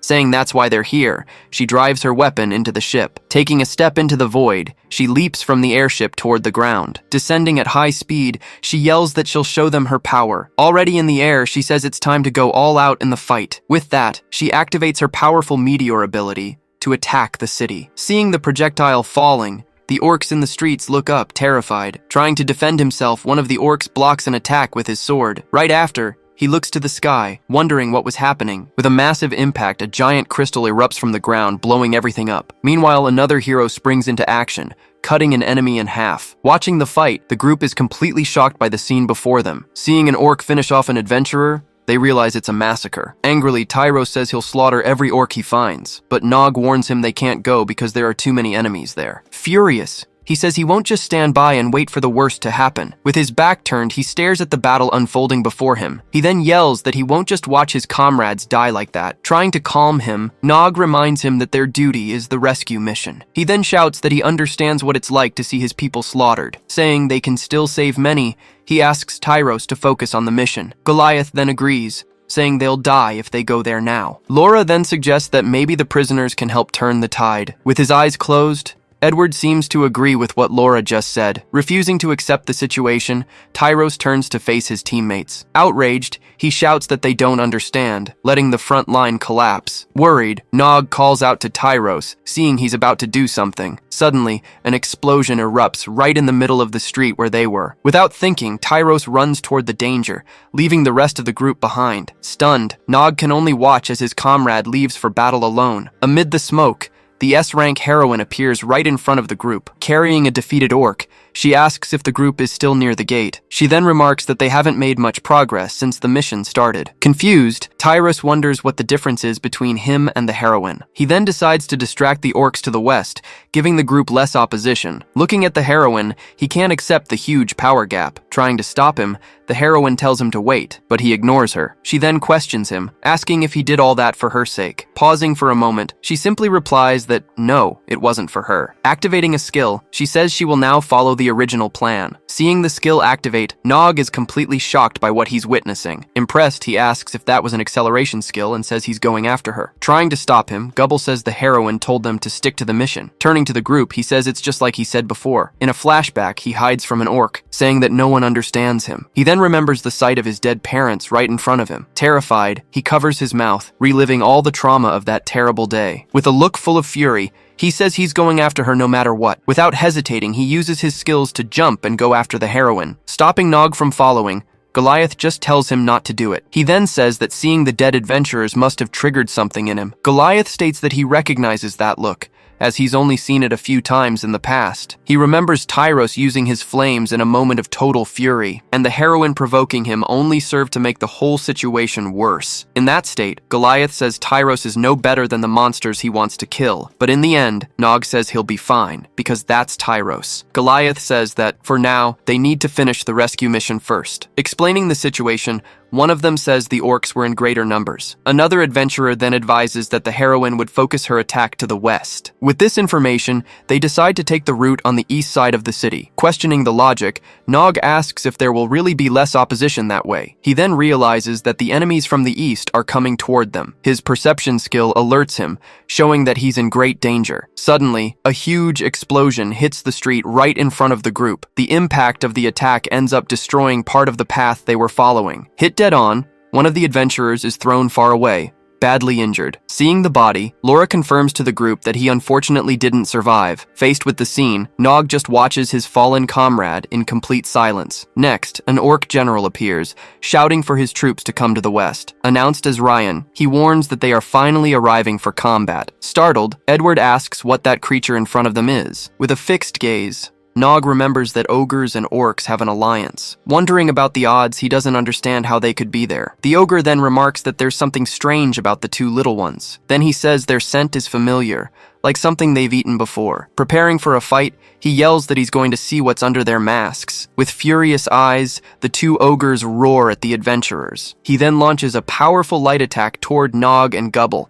Surprised, the two goblins just watch the attack coming their way. With the help of a bomb, the attack is deflected and causes an explosion. Celebrating, the ogre says he managed to hit them both with the attack. But emerging from the smoke, Edward appears, protecting the goblins with his shield. With a thumbs up, he praises Nog's action, saying it was a good defense. Without wasting time, Goliath shouts for everyone to get to a safe place. From a distance, the ogres watch the group flee, but they don't give up the chase. Running, the group hides in an alley to escape the ogre's pursuit. Behind a door, they prepare for the next stage of their plan. Seeing them run, the ogres wonder if they think they can escape. He then charges forward, saying he'll show them what happens. Barging in, he yells that no one escapes the ogre duo. Upon entering, he finds no one, completely confused by the situation. Just then, the ogre steps on a small creature on the floor. The creature then starts to spark, as if about to explode. Suddenly, the creature explodes, causing massive destruction in the area. Seeing the explosion, one of the orcs asks if that was some kind of magic. Coming out of the alley, Nog says something else must have caused the explosion. With a hand on his chin, he realizes the explosion was bigger than the prototype. Hit by the blast, the ogre falls to the ground, screaming that it burns. Confused, he wonders if the adventurers managed to make a bomb. From his hiding spot, Nog fires his weapon, aiming directly at the ogre on the ground. Using a hook, Nog lunges toward the ogre to catch him by surprise. Being grabbed, the ogre can't believe what just happened. With the enemy immobilized, the ogre yells that it was him all along. Nog then says it's not just him, to the ogre's surprise. Suddenly, the whole group appears, revealing it was all part of the plan. Taking advantage of the distraction, Goliath charges forward and cuts off the ogre's arm with his weapon. Arya then tells the enemy they were always there, just waiting. Another adventurer then seizes the opening to attack the enemy's legs. Next, Goliath smashes his hammer squarely into the ogre's head. After the attack, he falls to the ground, heavily wounded and nearly defeated. Seeing his fallen companion, the other ogre begins to cry over his loss. Filled with rage, he screams at the group, wanting revenge, but Laura blocks his advance, saying he won't do a thing. She then creates a protective barrier to defend the group from the enemy. Goliath then tells Gubble to prepare for the ogre's next attack. Taking their positions, Goliath and Gubble prepare for their next combined attack. Seeing their formation, the ogre can't understand what's happening. Charging forward, Goliath asks if he doesn't know who he's talking to. With a powerful blow, he strikes the ogre's head, causing an explosion. He then yells at the enemy, asking if he knows who he's talking to. The impact sends the ogre flying, crashing into a building.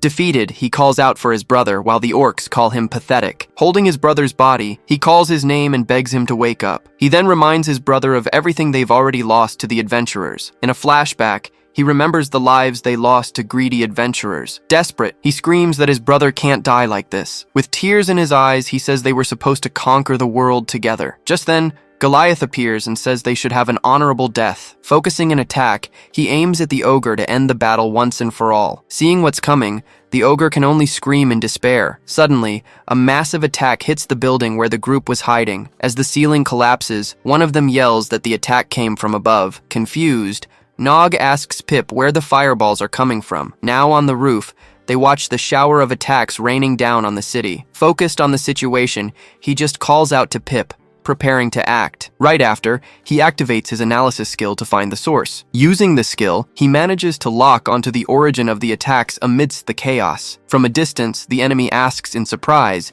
if Nog can really see him from there. Finding the situation interesting, the monster lets out a sinister laugh. It's then revealed that the enemy is the Orc Emperor Onokuro, level 80. Alerted to the danger, he faces a massive attack hurtling toward him. Just then, he and Pip are completely swallowed by the enormous explosion from the powerful attack. In the midst of the attack, he tries to resist the force of the huge blast. Stones and debris then fly everywhere with the force of the attack. From the impact, he ends up on the ground, knocked completely unconscious by the explosion. An orc lifts his unconscious body from the ground, asking what happened. Then, the orcs begin to drag the fallen adventurers away. Worried, Pip asks if he's okay, and he says yes. Even with low health, he says his head is still hurting a lot. Suddenly, one of the orcs is hit by a surprise, fatal attack. The attack continues, hitting and taking down another nearby orc. Without wasting a moment, Goliath plants his feet firmly on the ground, preparing to fight. Shouting at the orcs, he charges at the enemies with his weapon. He then accuses them of being no better than goblins, attacking with fury. Shocked by the scene,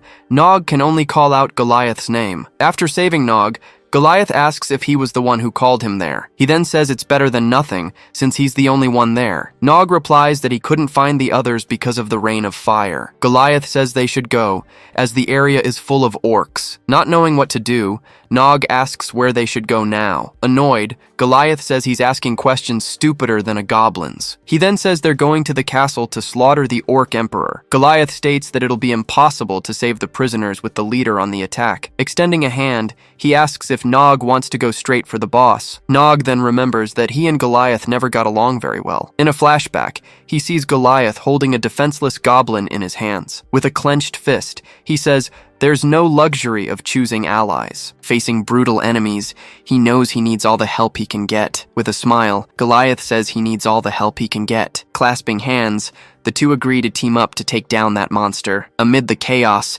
several explosions continue to rock the city. Just then, the S-rank heroine asks what Tyros is still doing there. She then reminds him that she sent him on the mission to rescue the prisoners. He tries to argue, saying that many adventurers are dying on the battlefield. Saying she doesn't need him, she easily defeats a monster that was attacking him. She says that being strong isn't about being on the front lines. With a gesture, she explains that power is meant to help others. She then reminds him that there are thousands of innocent prisoners to be saved. Next, she questions him about using his strength just to kill orcs. With a heavy conscience, he screams, questioning the use of his power. In a flashback, he wonders why he's been fighting all this time. He then questions his reason for becoming an adventurer. Remembering Nog's words, he recalls that they can save many people. With a serious look, he seems to have finally understood the whole situation. With determination, he turns around, ready to fulfill his true mission. Facing an explosion, Tyros observes the chaos of the battle around him. Thinking, he says that if helping others is what separates the great adventurers from the rest, then he remembers Nog, wondering if he's been seeing everything wrong. Remembering the hug, he begins to rethink his attitude as a great adventurer. Seeing his friends walk away, he realizes he's not as great as he thought. Calling out to the heroine, he seems to have finally made an important decision. He then asks if she can clear a path for him to get through. Surrounded by orcs, she says he's right, that he shouldn't be there. Preparing an attack, he yells that he needs to get back to his friends. Pleased, she says she's glad he changed his mind about that. She then clears a path for him, telling him to go help the prisoners. With a warning, she says she'll kill him if he disappoints her again. Underground, the group hears the sound of the ceiling collapsing. Worried, Gubble says she warned them the mission would be too dangerous for them. She then gets up, preparing to face the dangers to come. As the sword comes crashing down, he's nearly hit by the deadly blow, but he just wonders what exactly happened. Just then, the enemy attacks. shattering the protective barrier with a single punch. Using her magic, Laura projects a defensive circle toward the attack. Seeing the sword stopped in its tracks, the enemy wonders if Laura was the one who stopped him. He then shouts that such weak magic could never truly stop him. Wielding swords, he and Edward engage in a direct and intense combat. Taking advantage of the distraction, Hugo leaps and lands on the massive opponent's back. Angered by the attack, he prepares to strike back with his other blade. As Arya charges forward, he crosses his swords to block her double attack. Turning around, Laura orders Goblin to go on ahead and free the prisoners. In a flashback, she remembers the day he saved both her and Arya. At that moment, she questioned if this was the future she truly wanted. She then recognizes Tyros and calls out his name with tears in her eyes. Recalling his help, she reflects on how she was always crying and depending on others. Looking back, she saw Edward always running away, shouting that he couldn't fight. Back in the present, she says that Nog and Goblin showed her what it means to be an adventurer. Thanking them with a smile, she says that for once, things will be different. Taking her position with the group, she asks them to leave the main fight to them. For a moment, Goblin just watches her companion's determination in silence. Clenching her fist, she declares she'll be back as soon as she frees all the prisoners. Then she runs at high speed, dashing right past a group of guards. At that, Arya grabs Edward by his armor and threatens him in case he tries to run. Laughing at the threat, he replies that he gets it and isn't going anywhere. Drinking a potion, he states that he made his decision a long time ago. He then declares that he would much rather fight alongside his friends. A memory of his old adventuring party flashes through his mind as he speaks. Finishing his sentence, he says he won't run from a battle ever again. Annoyed, the enemy complains that more and more insects keep showing up to get in his way. He then warns that he will crush them all with his powerful sword technique. With a loud crash, the prison door is violently broken down by someone. Outside, Tyros strikes the enemy, sending him flying into a wall. The scene changes to Goblin, who walks along and comments on the place's high security. Arriving at the prison, she says that Nog would be killed if he tried to get in that way. Suddenly, hands reach out from a cell, desperately calling for her help. Approaching the cell, she finds several prisoners begging to be freed. Asking them to step back, she tells them she'll get them all out of there safely. She then gets ready, saying she'll free everyone and then find Nog. At that moment, Goblin looks up and sees the entire ceiling starting to crack. Immediately after, a wall next to her explodes with immense force. Emerging from the smoke, a giant enemy with a sword appears before her. Looking at her, he says something with a very serious expression. He then says she smells different from the others in there. Without wasting a moment, he raises his sword and prepares his next attack. He then lunges forward and hits Goblin head-on with a powerful blow. Thrown with great force, Goblin crashes through the wall and lands on the other side. Stepping onto the rubble, he simply observes the result of his own attack. She then recovers and he compliments the block she managed to pull off. Announcing he's going to try something, he readies himself for a stronger attack. Saying it will be more ferocious, he jumps and concentrates power into his sword. Then he unleashes a single massive attack in her direction. Crossing the entire courtyard, the strike closes in on her at incredible speed. Goblin is then hit head-on and completely engulfed by the massive energy. Inside the blast, she screams desperately, calling out Nog's name. Immediately after, a gigantic explosion illuminates the entire city. Far away, two cloaked figures watch the destruction caused by the blast. They look at each other, wondering about the source of so much power. With wide eyes, the smaller figure seems to have recognized something. Amidst all the smoke, a single eye slowly opens. Focusing on the center of the blast, he observes the result of the powerful attack. Hidden, Nog comments that Goblin found herself a really tough opponent to fight. Suddenly, Tyros leaps out and positions himself in front of her to take over. Telling her to leave it to him, Tyros prepares for the imminent combat. Seeing the intervention, the enemy stares at the new warrior who has just appeared. He then wonders about the new adventurer who uses fire attacks. Asking about the others, Tyros finds out that no one knows where Nog went. After hearing everything, he simply says he understands the group's situation. Announcing the plan, he says they will defeat the jailer and help everyone. Wielding his sword, he charges at high speed towards the large enemy. Surprised by the movement, Goblin comments that he's too fast. With a more serious look, the enemy prepares for a direct confrontation. Using his special technique, Tyros manages to block his opponent's attack. As their weapons clash, the impact generates a massive explosion of energy. Using his fire attack, he hits the enemy and sends him flying. The force of the impact sends him crashing through the roof of a nearby building. Taking the full brunt of the attack, he is violently thrown back. He then lands on the ground, leaning on his sword and observing the result of his strike. Keeping his gaze focused, he waits for any sign of his opponent, but the enemy gets up and says the fight has just gotten interesting. Shouting through the smoke, He says he felt that attack. He adds that he felt the burning flame coming from the adventurer's heart. Seeing him standing, he wonders how the enemy survived such a blow. At that moment, Gobble shouts Tyros' name, preparing to jump in and help, but a new opponent appears and asks if she's sure about that. Narrowly dodging, Gobble escapes a punch that cracks the entire ground. Then she praises her agility, saying she didn't know gnomes were like that. Right after, she asks directly if her opponent is even a gnome. Back to the other fight, Tyros realizes Gobble is now busy. Remembering his promise, he questions if he can really keep it. Meanwhile, the prisoners look through the bars and see Tyros approaching. Facing the enemy, he comments on the dangerous situation created by his power. In another memory,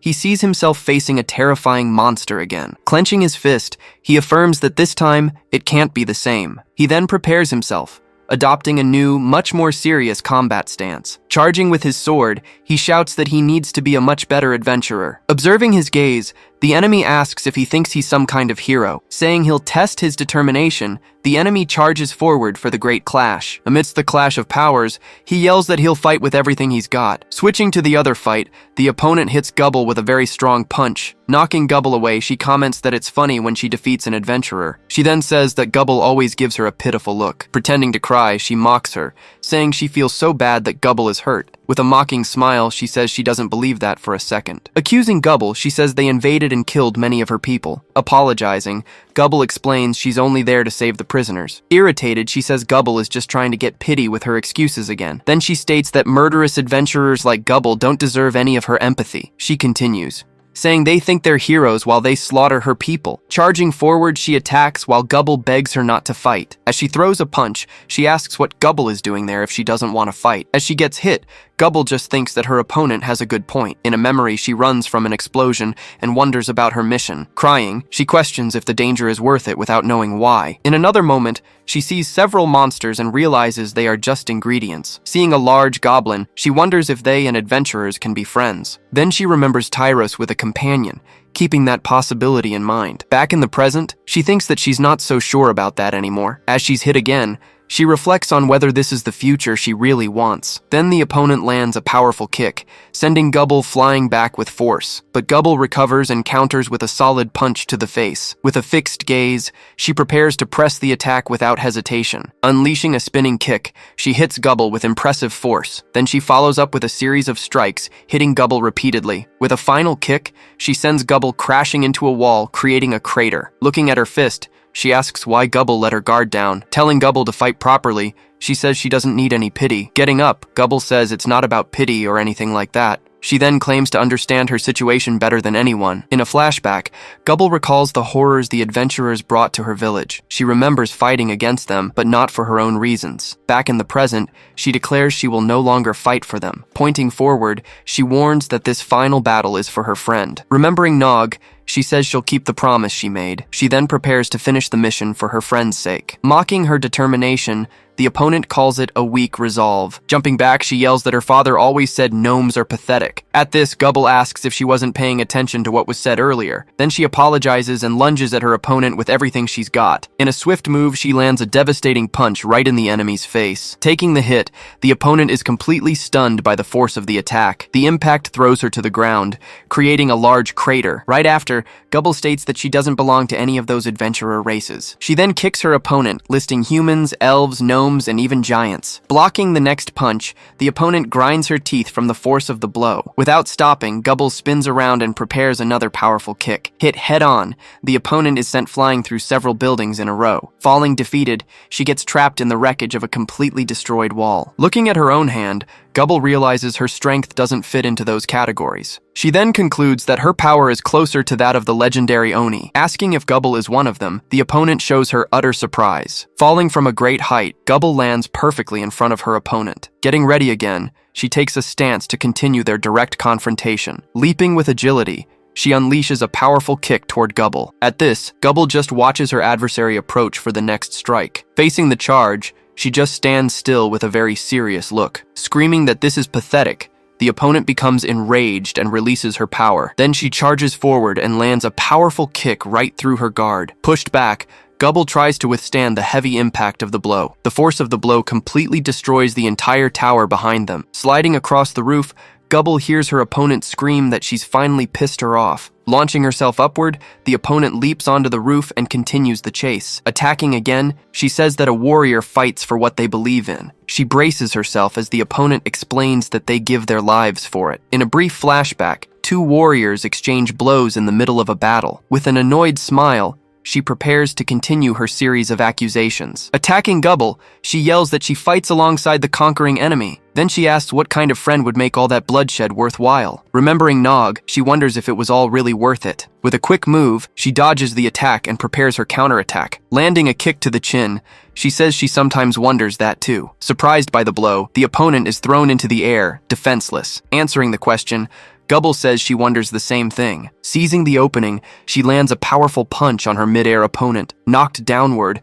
the opponent screams as she plummets toward the ground. The impact of the fall makes her crash through the roof and into the building. Falling from a great height, she continues to plummet toward the ground. Passing through several floors, she crashes through everything in her path. Hitting the ground, the impact of the fall generates a huge explosion of light. From the top of the building, Gobble just watches the hole left by the fall. Lying on the ground, her opponent is completely defeated after the long battle. From the rooftop, Gobble now watches the burning city from a distance. Cutting to another scene, Tyros continues his fierce battle against the other great enemy. Meanwhile, the rest of the group is still facing the powerful four-armed warrior. In the prison, the hostages are still waiting for a rescue that hasn't arrived. Remembering Nog, she brings a hand to her face and whispers his name. Removing her mask, she cries as she sees all the destruction around her. Looking toward the horizon, she says she just wishes she could go home now. Apologizing repeatedly, one of the warriors seems terrified. In his first war, he says he needs to be brave like his father. Then he warns that this is what happens when they attack his home. At that moment,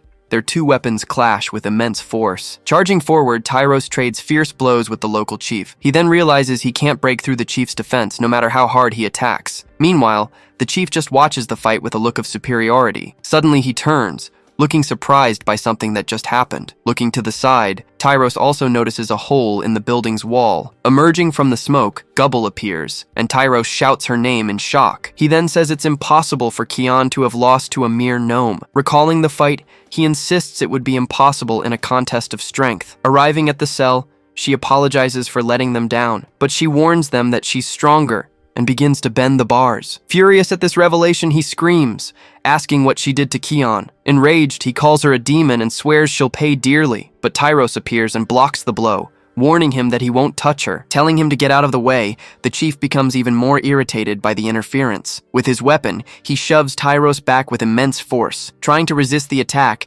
Tyros grits his teeth to keep from being thrown back. He then gathers energy and prepares a devastating attack against the two heroes. Facing the blow, Tyros plants his feet firmly on the ground to defend himself. Then, a massive blast of energy is fired toward the two adventurers. Glaring with hatred, he says that now they and the prisoners will suffer. Suddenly, dark smoke appears out of nowhere, surprising everyone there. Gobble then watches the scene, wide-eyed, not understanding what's happening. Ignoring the smoke, he unleashes a bolt from the heavens to obliterate everything. Turning to leave, he realizes something strange has happened behind him. Calling him a bastard, Tyros reappears unharmed in the middle of all the smoke. Amidst the smoke, he asks if his enemy doesn't remember the warning. He then declares that Gobble is with him, dissipating all the surrounding smoke. Shouting that he won't let anyone die, he wonders how he survived. Observing the warrior, he remembers that even rankers were turned to dust by one blow. Thinking about this, he tries to understand where all the affinity for fire comes from. He then wonders if all the power is coming directly from the sword. Watching from a distance,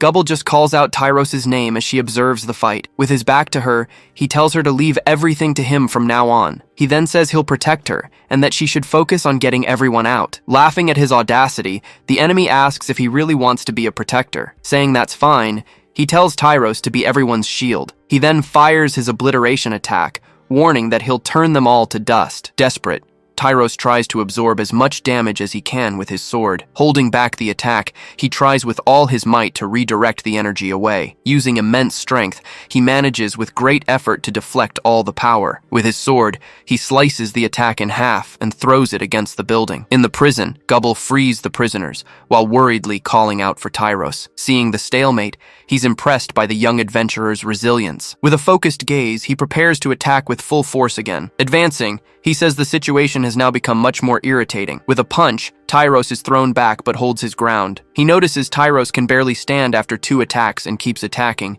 He then says he'll blast him until there's nothing left of the hero.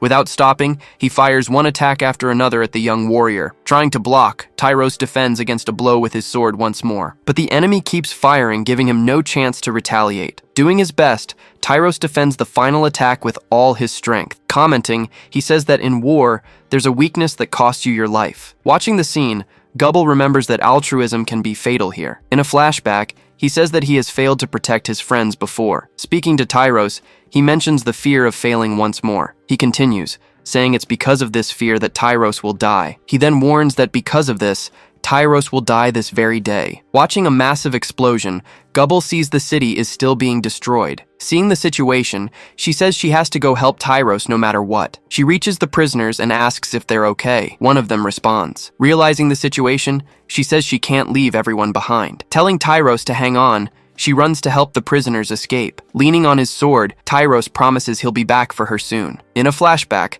a young Tyros watches a horrific scene of total destruction. Suddenly, a mysterious man approaches him amidst all the chaos. Asking if he's okay, the man watches the scene with the boy. Crying, young Tyros tries to say something, but he can't form any words. As he points, he starts to sob, and the man calmly interrupts him. Grabbing the sword, he tells the boy to come with him without hesitation. As they leave, he tells young Tyros to keep his eyes on him. The man puts his hand on the boy's head. The boy replies, yes, and follows. Once outside, he praises the boy, saying he was very strong. With a serious gaze, Saphir just watches the young boy before him. Then, he picks up the sword lying on the village ground. Analyzing the blade, he carefully observes every detail of the weapon. Wiping the sword clean, he asks if it belonged to the boy's father. Introducing himself as Saphir, he tells the boy not to worry about formalities. Asking about the sacred artifact, he questions the boy about the phoenix. Focusing on the sword, the boy observes the weapon up close. Stuttering, he answers no and calls him by his name, correcting himself. Sheathing the weapon,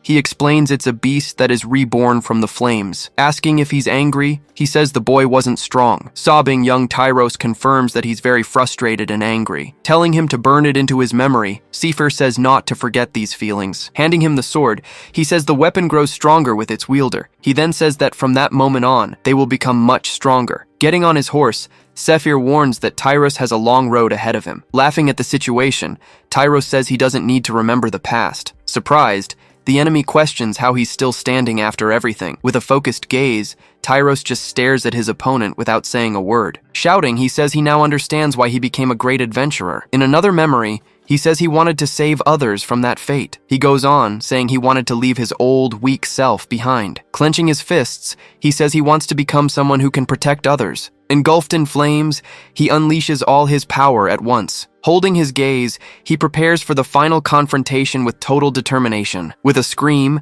he releases all the energy contained within him. From a distance, Goblin watches the transformation with wide eyes. The power is so great that one of the prisoners is freed. Questioning his attitude, the enemy asks if crying over failures will change anything. He then warns that Tyros can't protect anyone with those flames. Without hesitation, he prepares another obliterating attack with full force. Taking a step forward, he readies himself for the final counterattack. With his sword, he slices the enemy's attack in two. Irritated, the enemy glares at him, seeing his powerful attack cut down. Landing on the ground, he thrusts his sword into the soil with immense force. He then remembers a friend talking about the choice to save one's friends.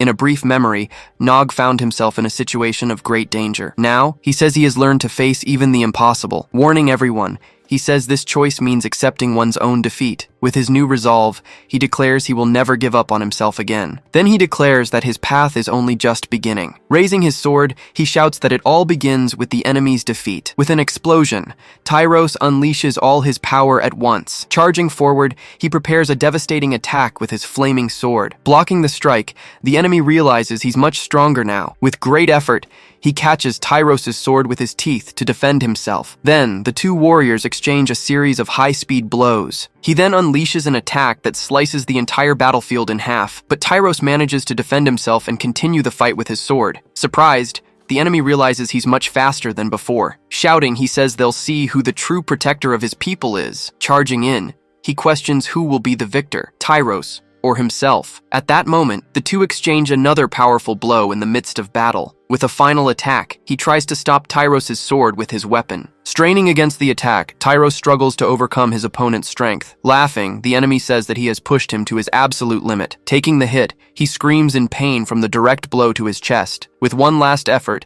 Tyros strikes him and manages to break his weapon. Then he fires a beam of energy that launches Tyros into the sky. Falling back down, Tyros is engulfed by a huge explosion on the ground. Falling to his knees, he's surrounded by a massive blast of energy. Questioning his own strength, he says he's still not strong enough. He then remembers his great friend and adventuring companion. With a final effort, he prepares to continue fighting bravely. Surprised, the enemy prepares for the next attack with a serious look. Saying it's impossible, he watches as Tyros prepares to fight. Annoyed, he wonders if Tyros still wants to continue the battle. With a final shout, he uses all the power he has left. Falling from the sky, he prepares a final attack with his flaming sword. Angrily, the enemy watches him approach at high speed from the sky. Warning that he'll blast him away, he readies himself for the final attack. But Tyros dodges the blow and continues his charge with the sword. Surprised, he realizes Tyros used the flames to maneuver in midair. Taking a firm step, he prepares for the next attack. He then says that Tyros has certainly proven his great worth in battle. Shouting, he declares that Tyros is worthy of receiving his full power. He then fires a devastating blast of energy towards the adventurer. In response, Tyros manifests wings of fire and a great phoenix behind him. Taking a deep breath, he fully concentrates on what he's about to do. He then says that he needs even more power to win this fight. He remembers that he wants to protect his friends and be a great adventurer. Crying out to the phoenix, he asks it to give him every last drop of its power. Advancing, he says he will destroy anyone who gets in his way. Seeing this advance, the enemy is completely shocked by the new display of power. Dodging the attacks, he slices through the energy blast with his sword. Surprised, the enemy realizes he is dodging all of his attacks. Annoyed, he prepares to block the final attack with his bare hands. Questioning his resilience, the enemy asks why he doesn't just give up. With one last effort, he fires a devastating blast of energy at Tyros. Enraged, he screams for Tyros to just die once and for all, but Tyros concentrates all his power into the tip of his sword. With a single thrust, he flies towards the enemy with everything he's got. Engulfed in flames, he prepares a final attack with the Phoenix's energy. With a quick motion, he fires 3 energy spheres at the enemy. Dodging the attacks, the enemy braces for Tyros' final blow. Taking the hit, he screams in pain as he's struck head-on. With his sword, Tyros slashes his opponent right through the middle of his chest. Screaming, Tyros releases all his remaining energy in the final attack. With a furious roar, the enemy tries to resist the blow with all his might. Just then,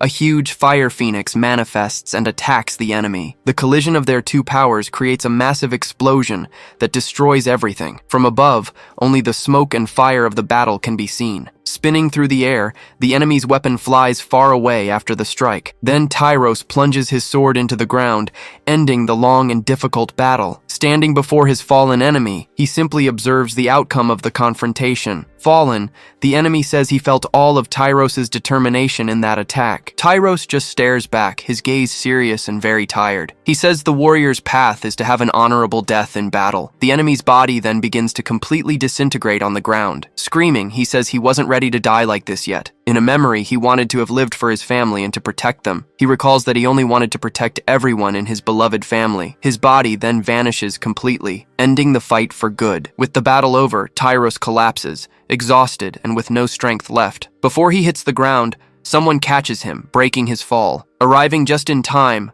Goblin supports him. "I got you," she says. He then says she was late and asks if everyone else made it out. She says yes, telling him everyone escaped safely thanks to him. Hearing the news, he just says that he's very happy about that. Telling him not to worry, she says he can rest now. As the fight ends, Tyros' sword falls to the ground, still glowing. Slowly, smoke begins to rise from the hot blade of the legendary weapon. Arriving at the scene, Goblin is startled by the sword and jumps back. She then remarks that the sword is so hot you can't get near it. In her mind, she compares Tyros' power to that of S-rank adventurers. She then remembers the art of the reborn phoenix he used in the fight. Now the sword is stuck in the ground, emitting a dense, white smoke. Looking around, she wonders where all that absurd power came from. She then concludes he won't survive because of his severe burns. As he's being carried, He says they need to find Laura before it's too late. Elsewhere, the rest of the group continues to fight the other enemy. With the enemy on the ground, they celebrate their victory in the tough battle. Observing the body, Arya says that for some reason, the victory feels different. Looking at the enemy's body, she says something is very strange. But Laura retorts that they were destroying villages and are evil, but Arya questions how many of their people they had already killed as well. Then she says they need to make their own judgments about the situation. Surveying the area, the two fall silent for a brief moment. Sensing something strange, she suggests they find the others to decide. From a distance, one of the enemies mourns the death of his battle companion. Elsewhere, a girl asks why Zoloth hates goblins so much. With a cold stare, he replies that he simply hates all monsters. She then says that he seems to have a special problem with goblins. Without answering, he just looks up at the sky with a serious expression. In a flashback, he watches his village being attacked by goblins. Sneaking around, he tries to escape the destruction and chaos of the invasion. Hidden, he watches the scene with his eyes wide with pure terror. Seeing a woman, he watches her trying to flee from the enemies there. But the goblin leader attacks her with his hammer without mercy. With a single blow, he crushes the woman, giving her no chance. Back in the present, he says there's no real reason for it. He just concludes by saying that goblins are ugly,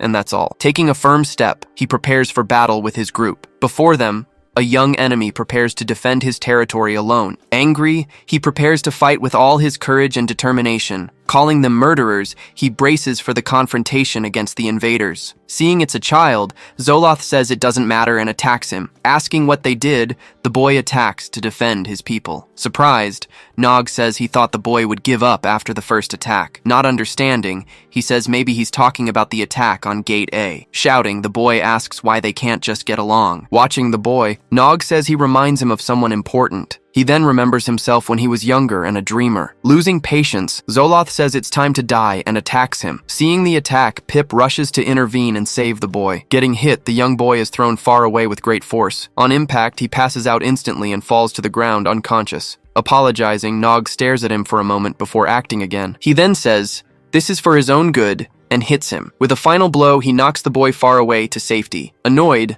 Zoloth says he didn't know he'd attack a child. With his weapon covered in blood, he doesn't seem to care about the situation. Dragging the boy, Nog says he didn't attack the kid either. Under the rubble, the boy's body is hidden for his protection. Nog then says it's grotesque to leave a child's body exposed. Grabbing his weapon, Zoloth says he's a bit bloody. Looking at the body, Nog says he doesn't deserve to die like that. Running, he warns that he needs to stop the war before it's too late. Without hesitation, he drinks a potion to heal himself quickly. With his hand healed, he prepares to end all of this. Taking a few more steps, they continue to advance through the ruined city. Then Zoloth points, saying that's where the fireballs came from. Arriving at Onikuro Castle, they observe the imposing structure before them. Inside, a figure sitting on the throne says she has finally found them there. With a smile, she faces him and calls him the traitorous Goblin. Arriving at his destination, he remarks that this is the Orc King's place. The Orc King then asks if he's ready to start the fight. With a powerful blow, the king slams his giant sword against the ground. Immediately after, the large castle gates begin to open. Once inside, Nog picks up a rock and asks about the angle. Pip replies that it looks good, so Nog decides to try his luck. Activating a skill, he transfers his agility to the two small stones. Then, he throws the stones with a swift spinning motion. The stones fly through the air, ricocheting off each other and the pillar. With precision, one of them ends up hitting a hidden mechanism on the wall. Confused, the two guards wonder how they managed to do that. Just then, the first stone flies straight ahead and hits one guard in the face. Seconds later, the other stone hits the second guard squarely as well. With both guards on the ground, the Orc King watches from a distance. Pip then asks how Nog knew about the orcs, while he just laughs. Receiving a notification, Nog looks at his screen with a serious expression. The Orc King reacts with surprise, realizing he only used stones. Pointing to the side, Nog excitedly shouts for the Orc King to look. The Orc King then yells at him to be quiet, as they need to be discreet. Walking down the hallway, he goes to see what Nog was showing him. Getting closer, he comes across a small creature that has been summoned. Looking like a doll, the summoned creature has button eyes and seems harmless. Completely confused, he asks if that is some kind of goblin doll. Suddenly, a trap springs from the floor, clamping tightly around his ankle. With a violent tug, the trap suddenly yanks him into the air. Hanging upside down, he yells at Nog, who just laughs at the situation. Seeing him trapped, Nog tells him to wait, saying he'll let him down later. Trapped up there, he accuses Nog of wanting the orc's head. Then he threatens Nog, saying he's finished once he gets free. In a flashback, it becomes clear that Goliath's violence would only cause more problems. Focusing his energy, he prepares for what needs to be done. With firm steps, he walks down the corridor, determined to follow his plan. After defeating the guards, he continues to advance along the path ahead. Reaching the end, he runs towards a huge, imposing gate. Using all his strength, he pushes the gigantic doors, managing to open them. Inside, a figure comments that he has finally made it. Revealing their position, the voice finishes by calling the newcomer a goblin. Then, Onikuro asks how he can see what's under the mask. He says he recognizes the smell and finds it strange that the guards are still alive. Losing patience, the leader asks if Nog is trying to mock him. Nog begins to explain that he understands the difficult past between monsters and adventurers. He claims he has come here to find peace for all monsters. The leader repeats the word peace as if he can't believe what he heard. Then he asks if that's why Nog is wearing that mask. Rejecting the proposal, he says that the adventurers started the war in the past. In a flashback, he remembers how many villages were destroyed in the attacks. He recalls how the children lived peacefully before the war began. With a cry of rage, he says that they had peace there. Looking at the prisoners, he claims the invaders deserve to be treated like animals. Interrupting, Nog tries to say that not all adventurers are bad. The leader then explains that peace doesn't happen because of the people. With a determined look, Nog adds that it all depends on the leaders. He continues, saying that the leaders issue decrees and the sheep follow blindly. At another time, a king gives the order to eradicate the threat immediately. Nog explains that this is exactly how the world has always worked. Then he says that leaders deceive the people with false stories. He states that these lies are repeated and spread over and over again. Looking at the leader, Nog says the same thing happens to his people. He concludes that monsters and adventurers will be enemies as long as one leader hates the other. All it takes is one hateful ruler to start the whole cycle over again. Clenching his fist, he wonders if this is all that's going to happen. He then grits his teeth, lamenting that they are trapped in this cycle of war. Questioning the hatred, he asks if they should fight just because of King's orders. With a shout, he refuses to just sit back and accept this situation. He begins to tell how for years he and his best friend just watched. Meanwhile, their village leaders told everyone how they should think, but he and Gubble chose to decide for themselves what they would do from then on. Pip listens as he explains that people tend to act without questioning things. Rejecting that idea, he says that he is standing right in front of him now. As a goblin, he asserts that they can change things if they act together. He promises to convince the adventurers to leave, asking only not to be followed. Then, the leader asks what would happen if his plan were to fail. Firmly, Nog replies that he'll bet everything, and that he can take his life. Hearing the bold proposal, the leader stares at him with a surprised look. Angrily, he smashes the arm of the throne, saying he doesn't understand the goblin.